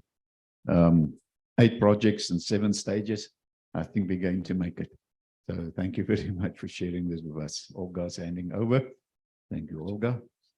Jack, maybe you can stay in front. We're going to do a panel discussion now. What we're going to do, we're going to borrow some chairs from the audience. If we need 3 chairs, I think we still have 3 panelists here. So we will be with you in a sec. We're just setting up for the panel discussion quickly.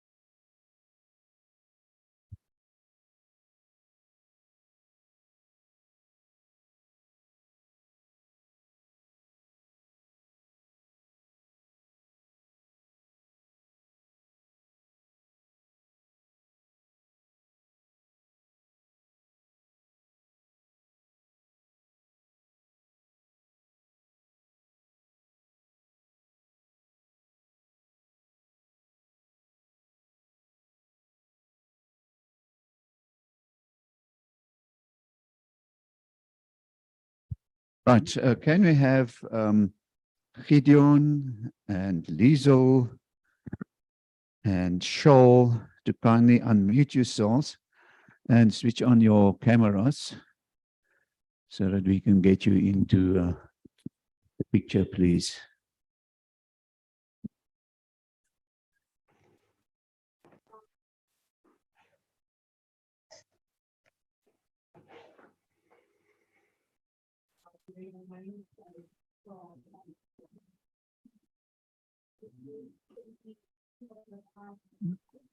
Now we've got Gideon and Liesel. Is Shaul still with us?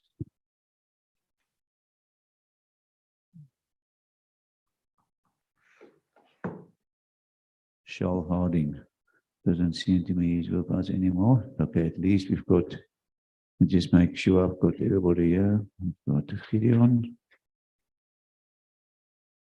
I've got Liesel. Oh, we forgot about Siyabonga, you are there.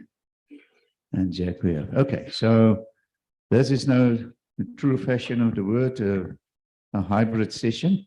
Ladies and gents, what we're going to do is we're going to request the audience to participate. We're also going to, let me just get this camera going.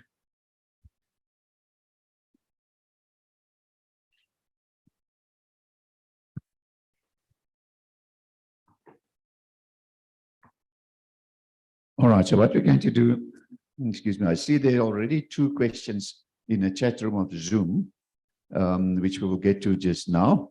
But what we're going to do is we're going to require or ask from our audience to put up your hand. I will approach you with this camera.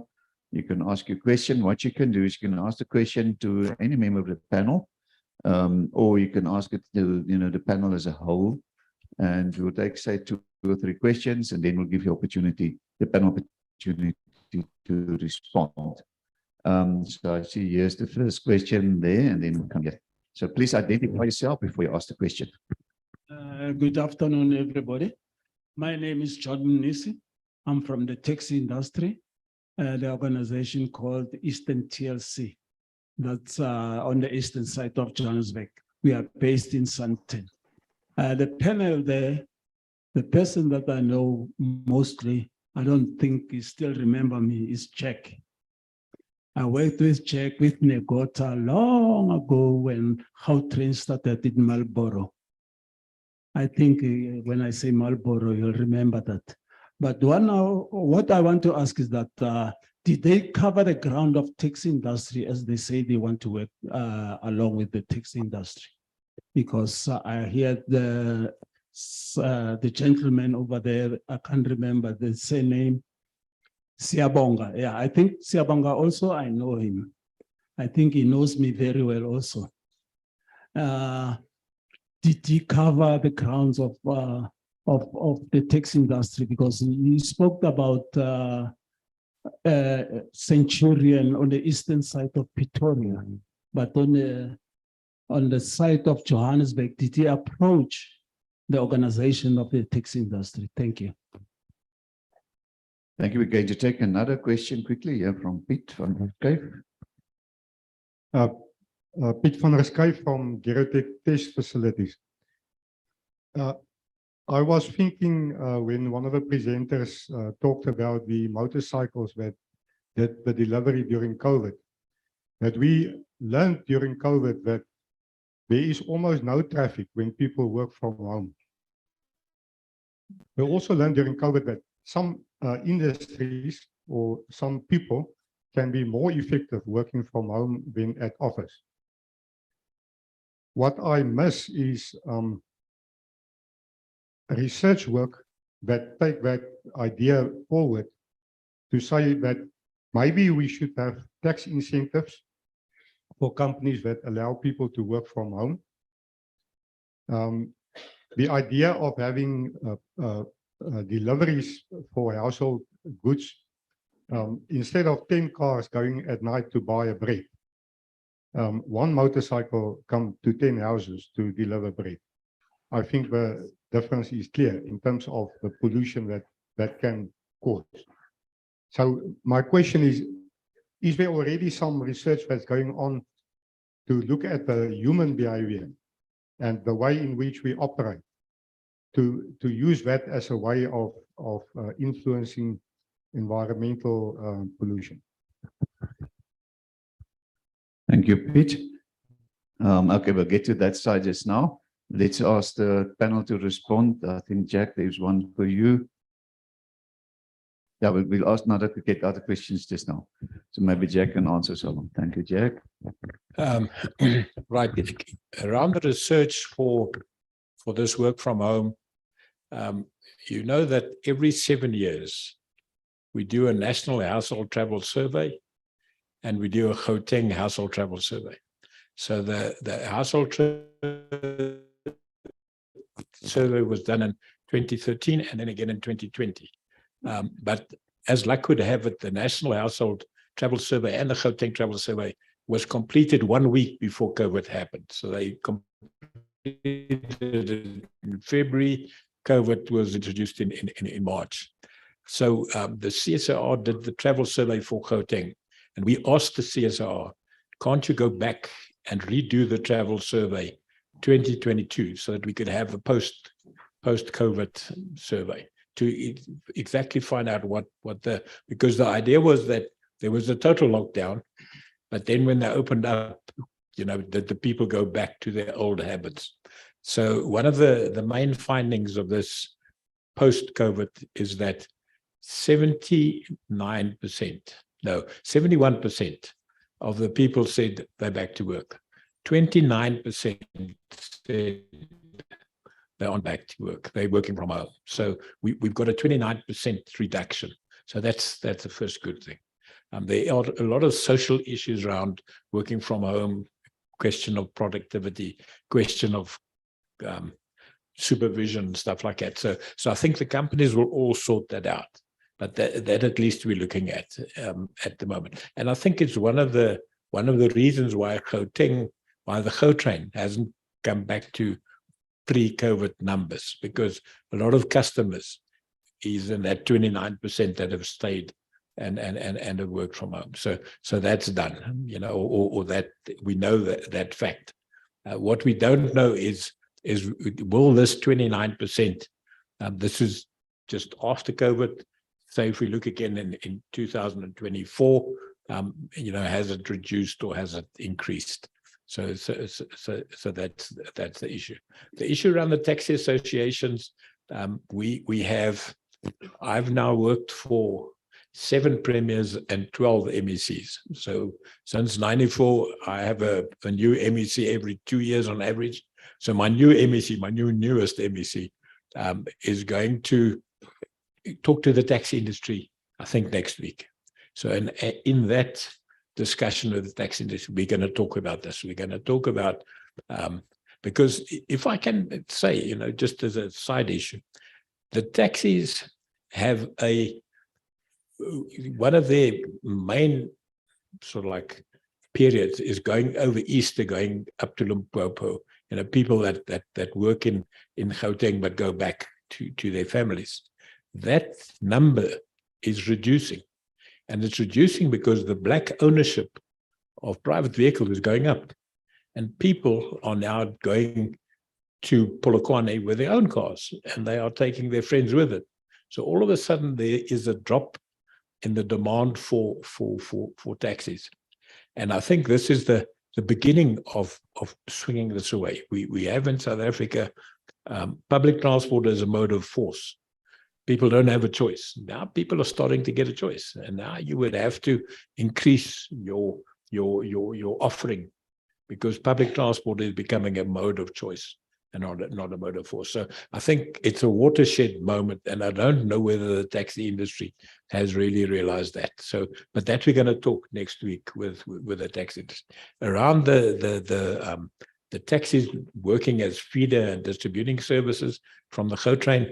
We've been asked by Johannesburg, when I was still there, to look at Rosebank, to look at Joburg station. So the Gautrain and Siyabonga can say we are looking at more stations. We don't want to keep on buying 125 buses. We want to, in the end, have maybe 50 buses, but have 300 taxis or 400 taxis working for us. So that's about it. Mr. Mabasa, maybe you would like to answer on Gautrain. Good, thank you. Thank you, Baba Mnisi, for the question. Maybe just to answer it another way, we don't necessarily cover the taxi industry. We plan and cover the areas and then engage with the affected taxi associations.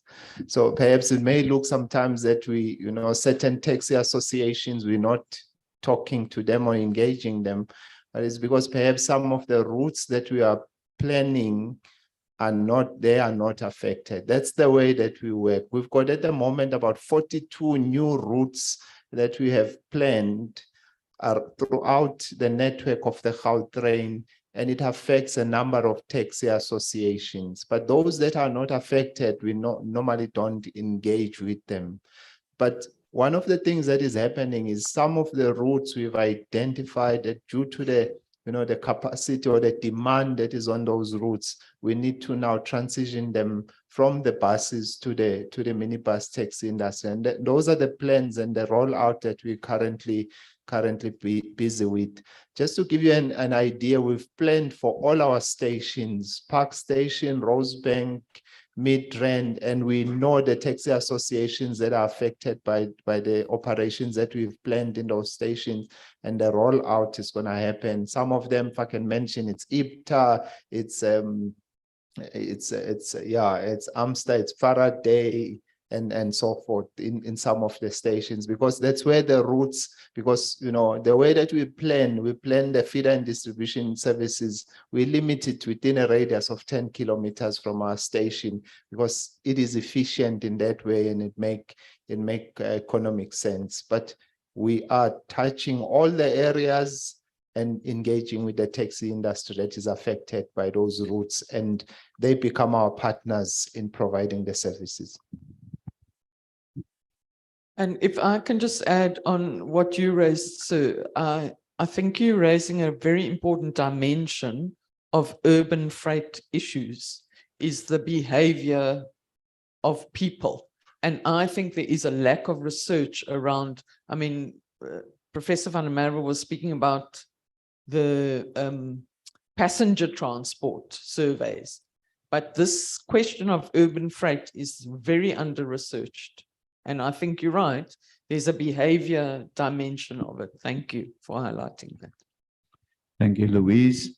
Let's have a look quickly. We'll get back to the audience, but there's a question from Irma Penter online here. Question to Gideon. She's asking, will Golden Arrow Bus Services source its first 60 buses by imports, existing local bus body builders, or local OEMs, or new OEM coming to South Africa? Maybe Gideon, if you can respond.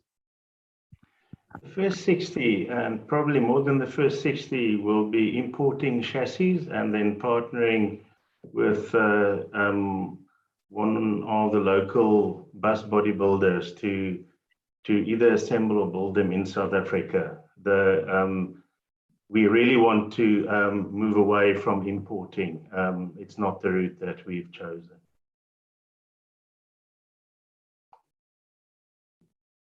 Thank you, Gideon. Musa Magala, she asked a question for Liesl. In the European Union region, what is the main sustainable energy source that's being prioritized for long-distance cross-border freight transport? Which solution do you believe could work for the SADC region? So just bearing in mind, logistics in Europe is a lot different to here in Africa. They don't have the distances that we have. So it's mostly currently electric at the moment, and diesel for the long haul. But remember, they have a combination of canals and trains and that type of thing that they use to move freight around. Regarding the SADC question, I definitely do feel hydrogen will be the way to go for long distance cross-border transportation. Obviously, it is in its infancy stage, and we're still going to understand a lot of nuances around that in terms of infrastructure and refueling, etc. There's also a lot of hybrid models that are coming through. So hybrid diesel, hydrogen hybrid type, or biodiesel, hydrogen, biodiesel, diesel type hybrid combos. So those are still new, and those are coming through as well. So I definitely do believe that the long haul for our environment will definitely be hydrogen. But what that looks like from a cross-border perspective in terms of refueling stations to get back, one doesn't really know, but we do have the capacity to do that, I'd say. Thank you, Liesl. There's another question from the NAO for Gideon. Gideon, I don't know if it's really applicable, but maybe you can comment. Your presentation touched on some challenges and solutions specifically for electric buses. I would like to find out if these are applicable to other modes of transport, such as heavy-duty long-haulage trucks. I think it's definitely applicable. And at the moment, long-haul and batteries are in the current state. I don't see them as being partners. There's for long-haul heavy loads, I think hydrogen is probably is going to be the better option. But shorter distances, inner city, at the moment, electric is the leader. I agree with that. Thank you very much. All right, so now we're back to the audience in the room here. I think I saw hands here. It's all gone there. We've got quite a number of hands. All right, we must manage our time. So we've got about 6 hands still. Let's start at the side here. Hi, Wilson Batista from Johannesburg Roads Agency. I just want to find something with what Jack said with regards to the 200 bars and to increase it to 600 bars. What was Germany's requirements or their policies or legislation allowing them to use on their roads? And then the second, well, my second question has been answered. My third question was the pebble bed nuclear reactors. Why can't we revive that? It was it just killed and it didn't have an option to return, or we had to go a different direction? Thank you.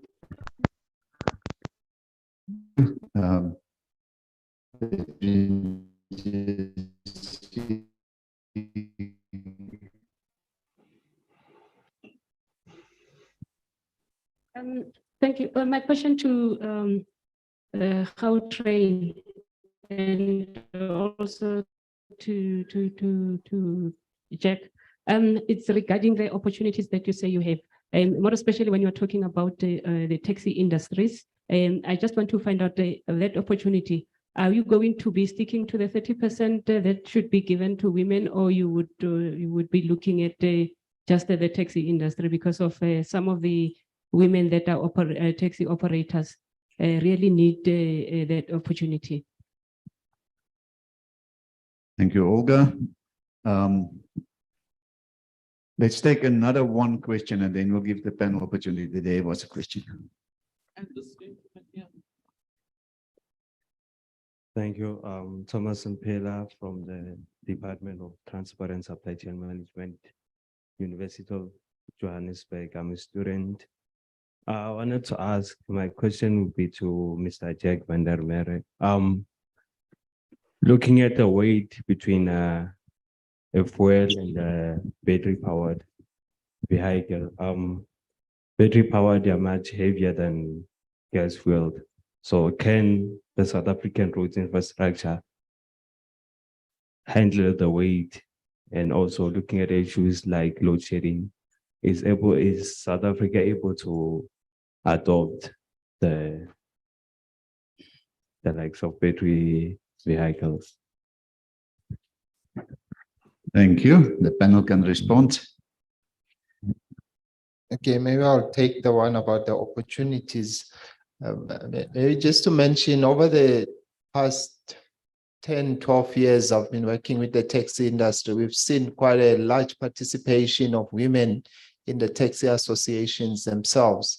And some of the ones that we're working with, the women are being represented even in the executive committees that they have. So the impact that we're having when we're working with the taxi industry touches women a lot. And maybe just to also mention that not only do they benefit in terms of the partnerships that we have with the taxi industry, in terms of the companies that we work with, because we work with an association, but it has to register a company in order for it to be able to do business with us as government.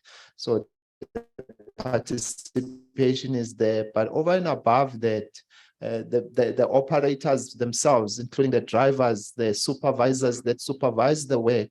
We've got lots of women that are working, others as drivers, others as supervisors and administrators within those structures that have been set up to work with the Gautrain. So I think we're not necessarily looking at the 30%, because that is limiting, but we're trying to include as many women as possible in the opportunities that we have. And we see that it's amazing as we work with the taxi industry to see a number of women that are participating there.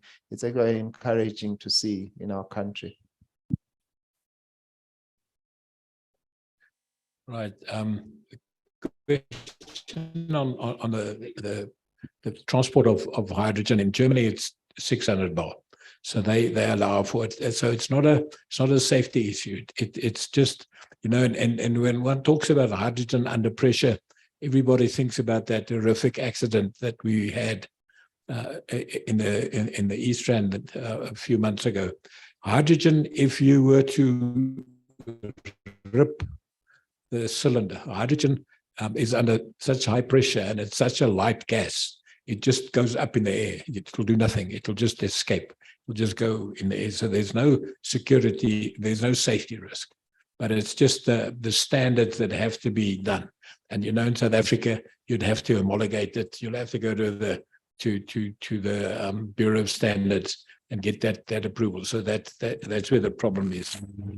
Around the weight of the trucks, we in South Africa, our pavement design is for 10 tons per single axle. And we don't want to increase that. So if you get a truck that gets heavier because of batteries on it, you will just have to reduce the payload. So you just reduce how much you can transport it. We don't want to increase the weight of the truck. In South Africa, we have a axle load limitation, which is 10 tons per single axle. But we have a total weight that we allow is 56 tons, and that's of the highest in the world. In Europe, they don't allow a truck heavier than 45 tons in total.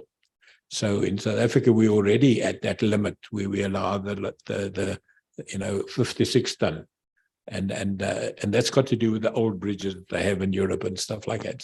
So we won't increase that. I don't hope that we will allow that. So it means that if your propulsion becomes heavier, you will have to move less. There are plans afoot on taxis to have a trailer with batteries in it. So the taxi will be pulling its own battery supply in a trailer, but that's gonna cause quite a lot of logistics about turning, and that trailer would be quite expensive. So if somebody steals it, they will be stealing 400,000 rand or 500,000 rand. So you can imagine you're going to get hijacked, and they won't steal your car; they'll steal your trailer. So. Thank you, Jack. I think this is becoming an energy forum and a crime forum as well. Ladies and gentlemen, you guys in a room, here's a little box. We're circulating this for a lucky draw. So you can either put in your business card, or you can take this card and remove the paper from the plastic like this, and you put the paper in the card. Okay, all right.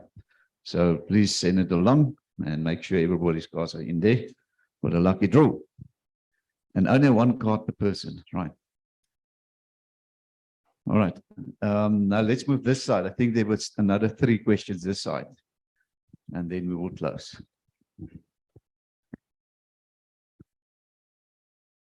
Thank you. My name is Lutando Maboza from the city of Johannesburg. I've got just one direct question to Gautrain. The buses, the new buses that they are now rolling out, what is the price difference from their old fleet? Is there any significant change?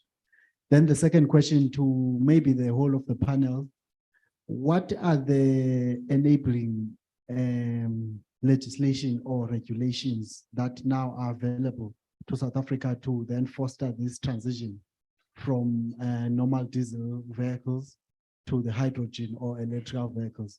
Like Mr. Van Merwe said, with e-hailing, we were just following the change. So the technology itself was fostering the change. Is there anything now currently that will maybe help the OEMs to start manufacturing these vehicles? Yeah, if they can just guide along that. Thank you. Thank you.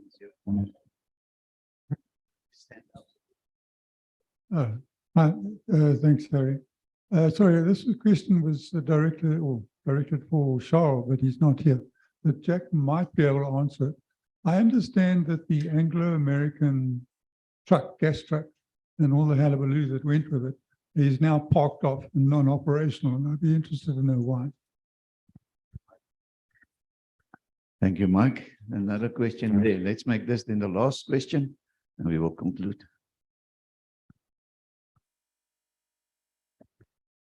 Good afternoon. I have a question for Mr. Siabongate. She mentioned that Gautrain contracts will be ending soon. So I wanted to know, since that concession will be ending, why is he saying they will need to renew that contract or find another concessionaire to carry on? Because according to my understanding, after a period of time, when a concession has ended, it means that it will be a change of ownership to the government. I wanted to know, why are they requiring another concession, or are they going to be using the current concession after renewing the contract? Are you using Alstom or what as your consortium? Thank you for that question. Right, the panel can respond. After that, I'm going to request closing remarks from each panelist, so the panel can respond.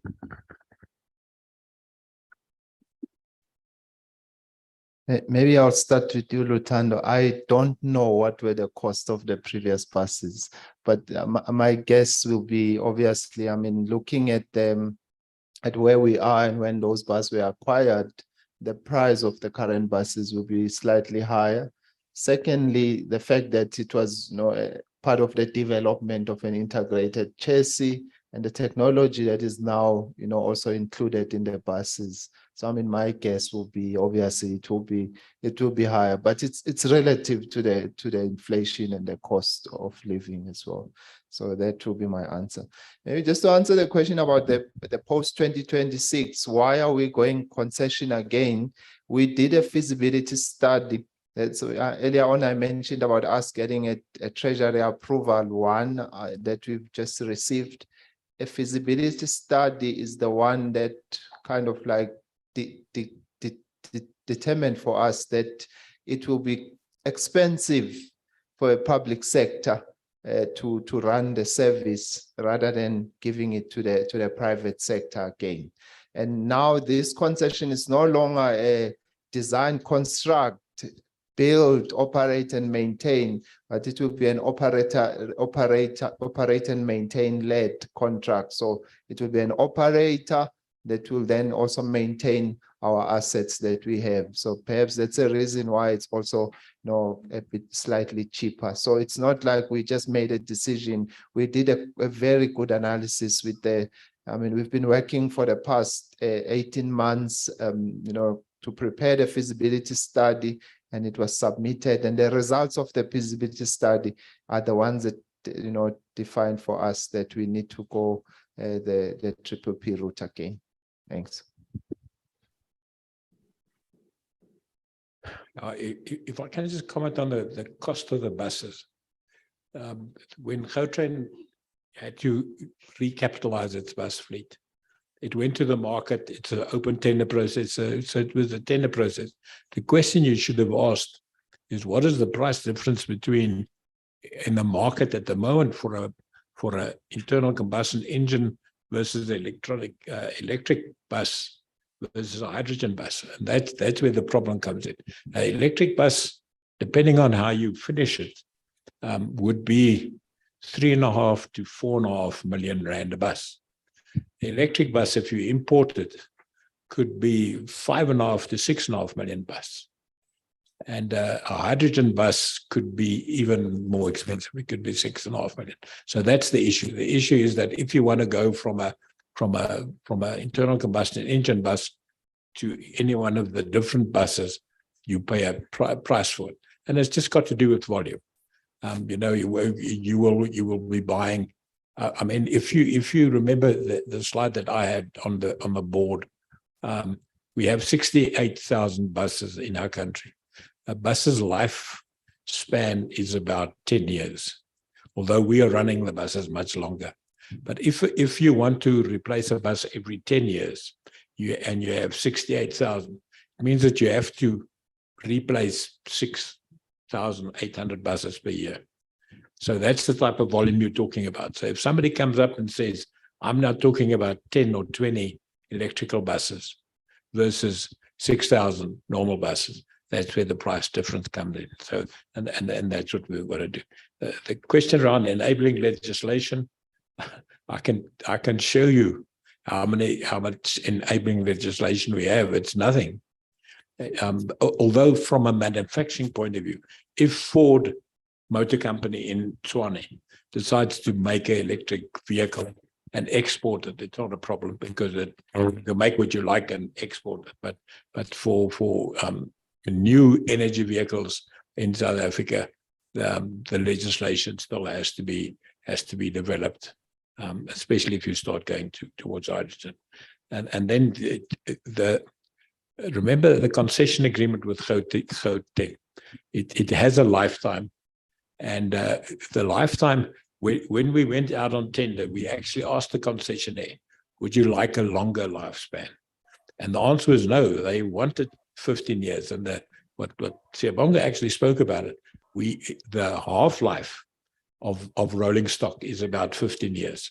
So if you run the concession longer than 15 years, the concessionaire must do the refurbishing of the rolling stock, and that increases the price. So they weren't willing to take that, and that's why the concession runs out on the 26th of March 2026. And then the option that you said, it comes back to government. That is an option that was investigated, whether we should run it ourselves. And the feasibility study said we run it again as a concession. But now it's not building, there's not infrastructure in it, it's just the operational one. And then the concession, I can imagine, would be longer. It would be maybe 20 years, maybe 25 years. Thank you. I want to also come in on enabling legislation. So the country has something called the Integrated Resource Plan, which is its electricity supply plan. That is busy being revised now. And so there will be opportunities to comment on that and so on. But our National Energy Act makes provision for something called an integrated energy plan.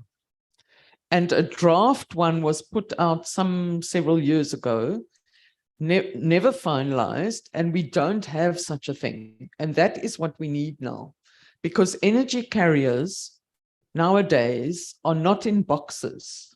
One energy carrier can do duty for transport and electricity, and we need an overarching South African integrated energy plan. Now, this isn't happening, and it isn't happening. So WWF is just going ahead, and we're going to do it. And we would invite all comment from anybody, and we will involve the decision makers while we do it. And then we will also be able to say, this is an example of what the integrated energy plan could look like. So watch that space. Then the other kind of enabling legislation is, so all 5 metros, the big metros, Tshwane, Joburg, Ekurhuleni, eThekwini, and Cape Town, are members of this Alliance for Climate Action that I spoke of in my talk.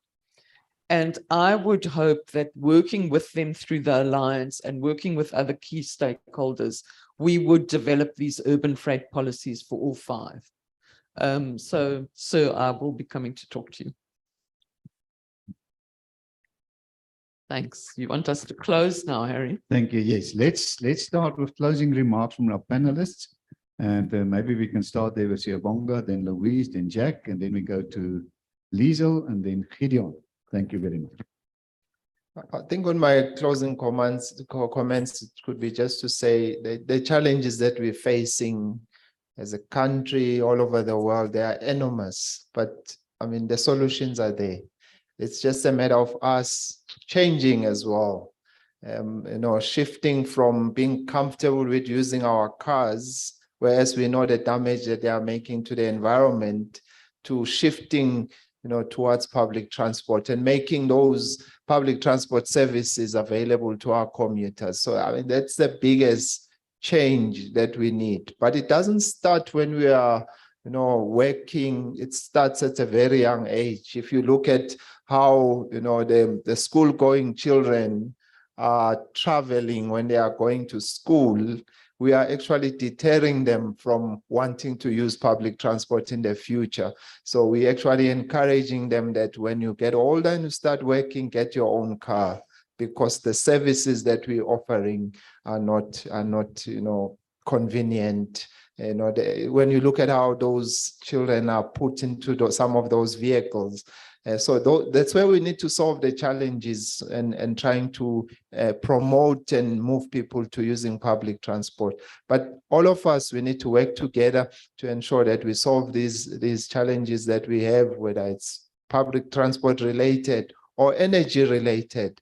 And it's all the solutions that are on the table that all of us in the room here are familiar with. We know about them. So I think it's time now to start acting and start to investing in these solutions and trying to convince our principals and government to do the same so that we can then have a better and a sustainable future.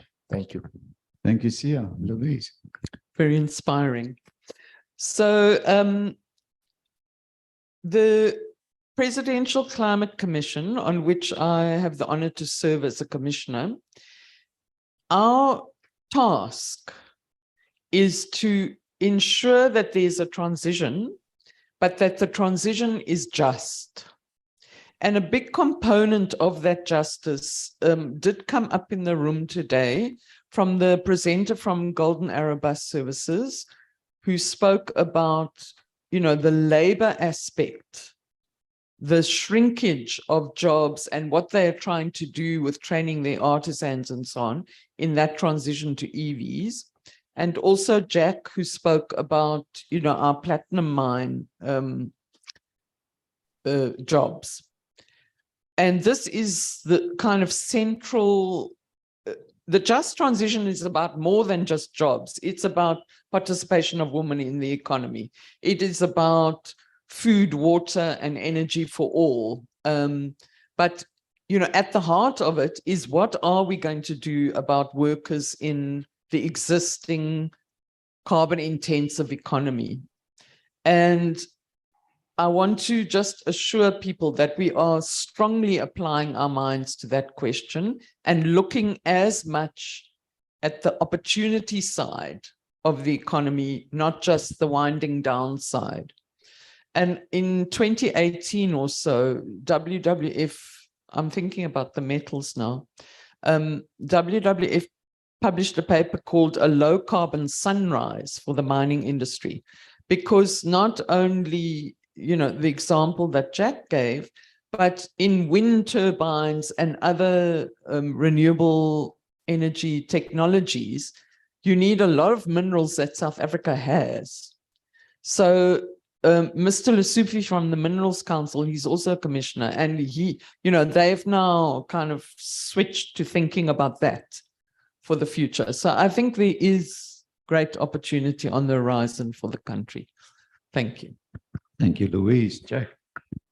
Can I just answer your question? I forgot about the electoral hall trucks at the Anglo-American mine. I don't know why they're standing. I can imagine it's most probably getting hydrogen there and getting them fuel, but I'll find out. And if you give me your email, I'll send you it.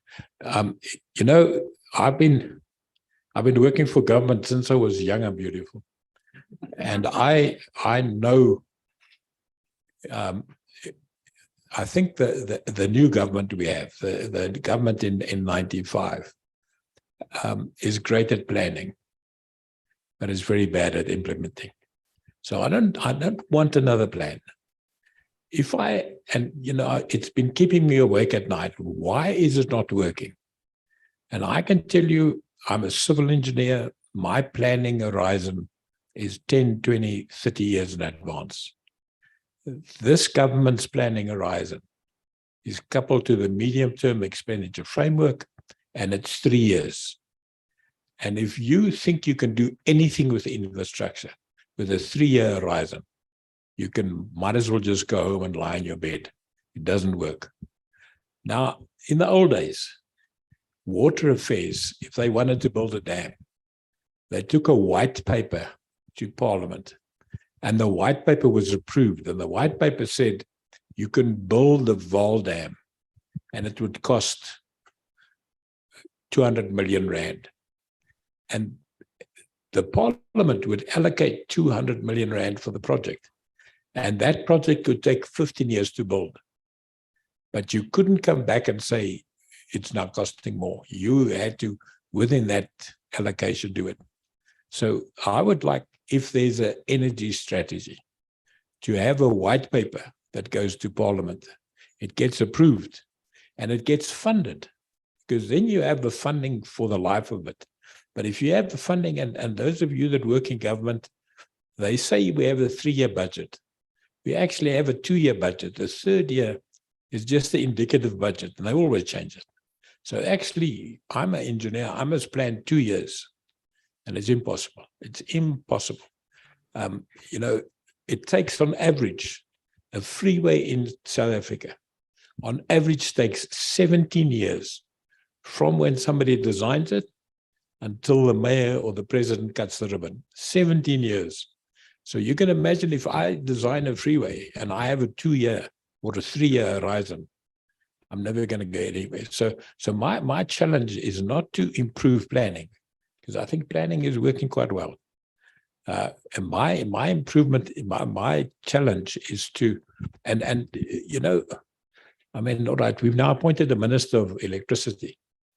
If we don't give the Minister of Electricity a budget, he's just going to be a Minister of Electricity. He could just as well be a Minister of Horse Racing, because he's not going to have money to apply the plans that they have. So my plea is that we have to collectively in this room start advocating that we get a longer term horizon in terms of money than the MTF. Otherwise, in 3 years' time, you know, I want to retire and go and catch fish, but I can't go away until something has worked that I can see it's working. But it can't work if there's a short planning horizon in terms of money.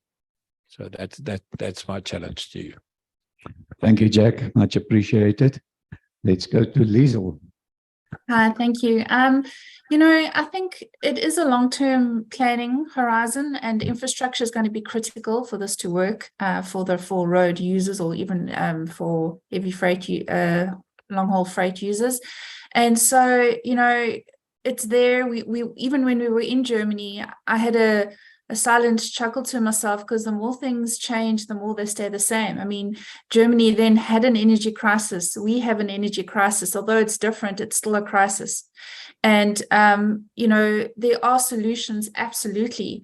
But we do have to work together to see how do we implement and mainstream these solutions so that they become not only commercially viable, but they're easy to roll out across the country. And I really do feel excited about our future, but, you know, there is a lot of work that we need to do to get these solutions to a point of being viable. But I can honestly say 2 years ago, if I had to whisper a hydrogen truck to anybody, they probably would have looked at me like I'd lost the plot. And now we saw one. So it's there. And the technology is growing, and it's exciting. And we need to choose which side of that curve we're going to be on. And, you know, there's very many reasons not to do something, but there are very many reasons to do something.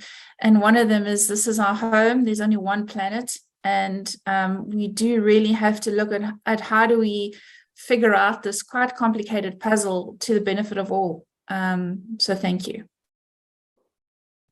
Thank you, Liesel. Yes, we're working on a puzzle all together. Collaboration is the thing. Thank you very much for sharing. Let's go to Gideon. Yeah, I want to start by quoting Liesel, and I think it's somewhere on our trip last year, there's no silver bullet. So it is really important that you find the technology that suits your, and what we refer to, operating profile. And because if you don't do that, odds are it won't be a commercial solution. And with all the challenges we've got, I want to stress that we want to be part of the solution. And there's a few things where we will play a role is local production. It's the start. We need more operators to be interested, because otherwise, as Jack said, the volumes will not be there, so the costs will stay high.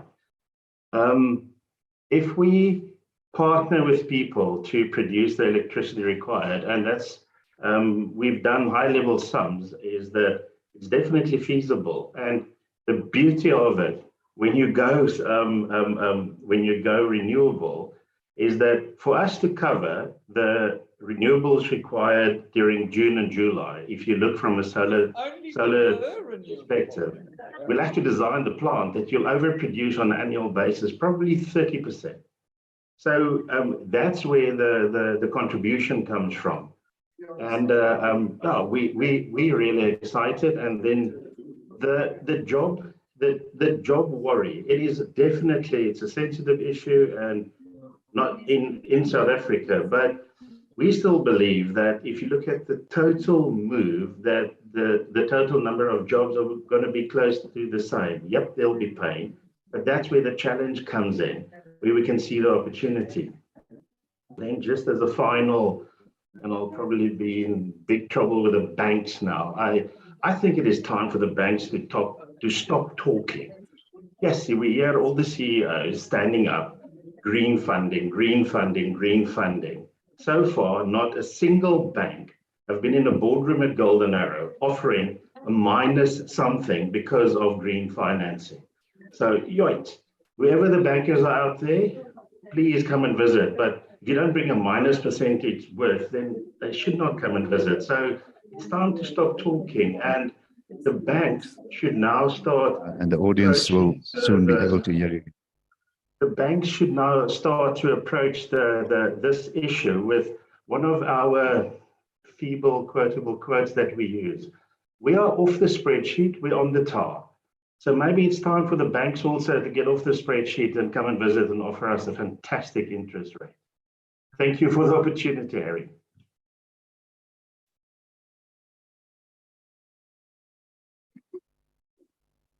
There we go. Gideon, thank you so much. We lost you for a moment with the load shedding this site, but fortunately everything is on YouTube, so we can go and listen there again. But ladies and gents, yes, let's give our panel a big hand for all the value. Thank you so much also for Lisa and Gideon and Charles, all you guys that's presented online. We really appreciate it.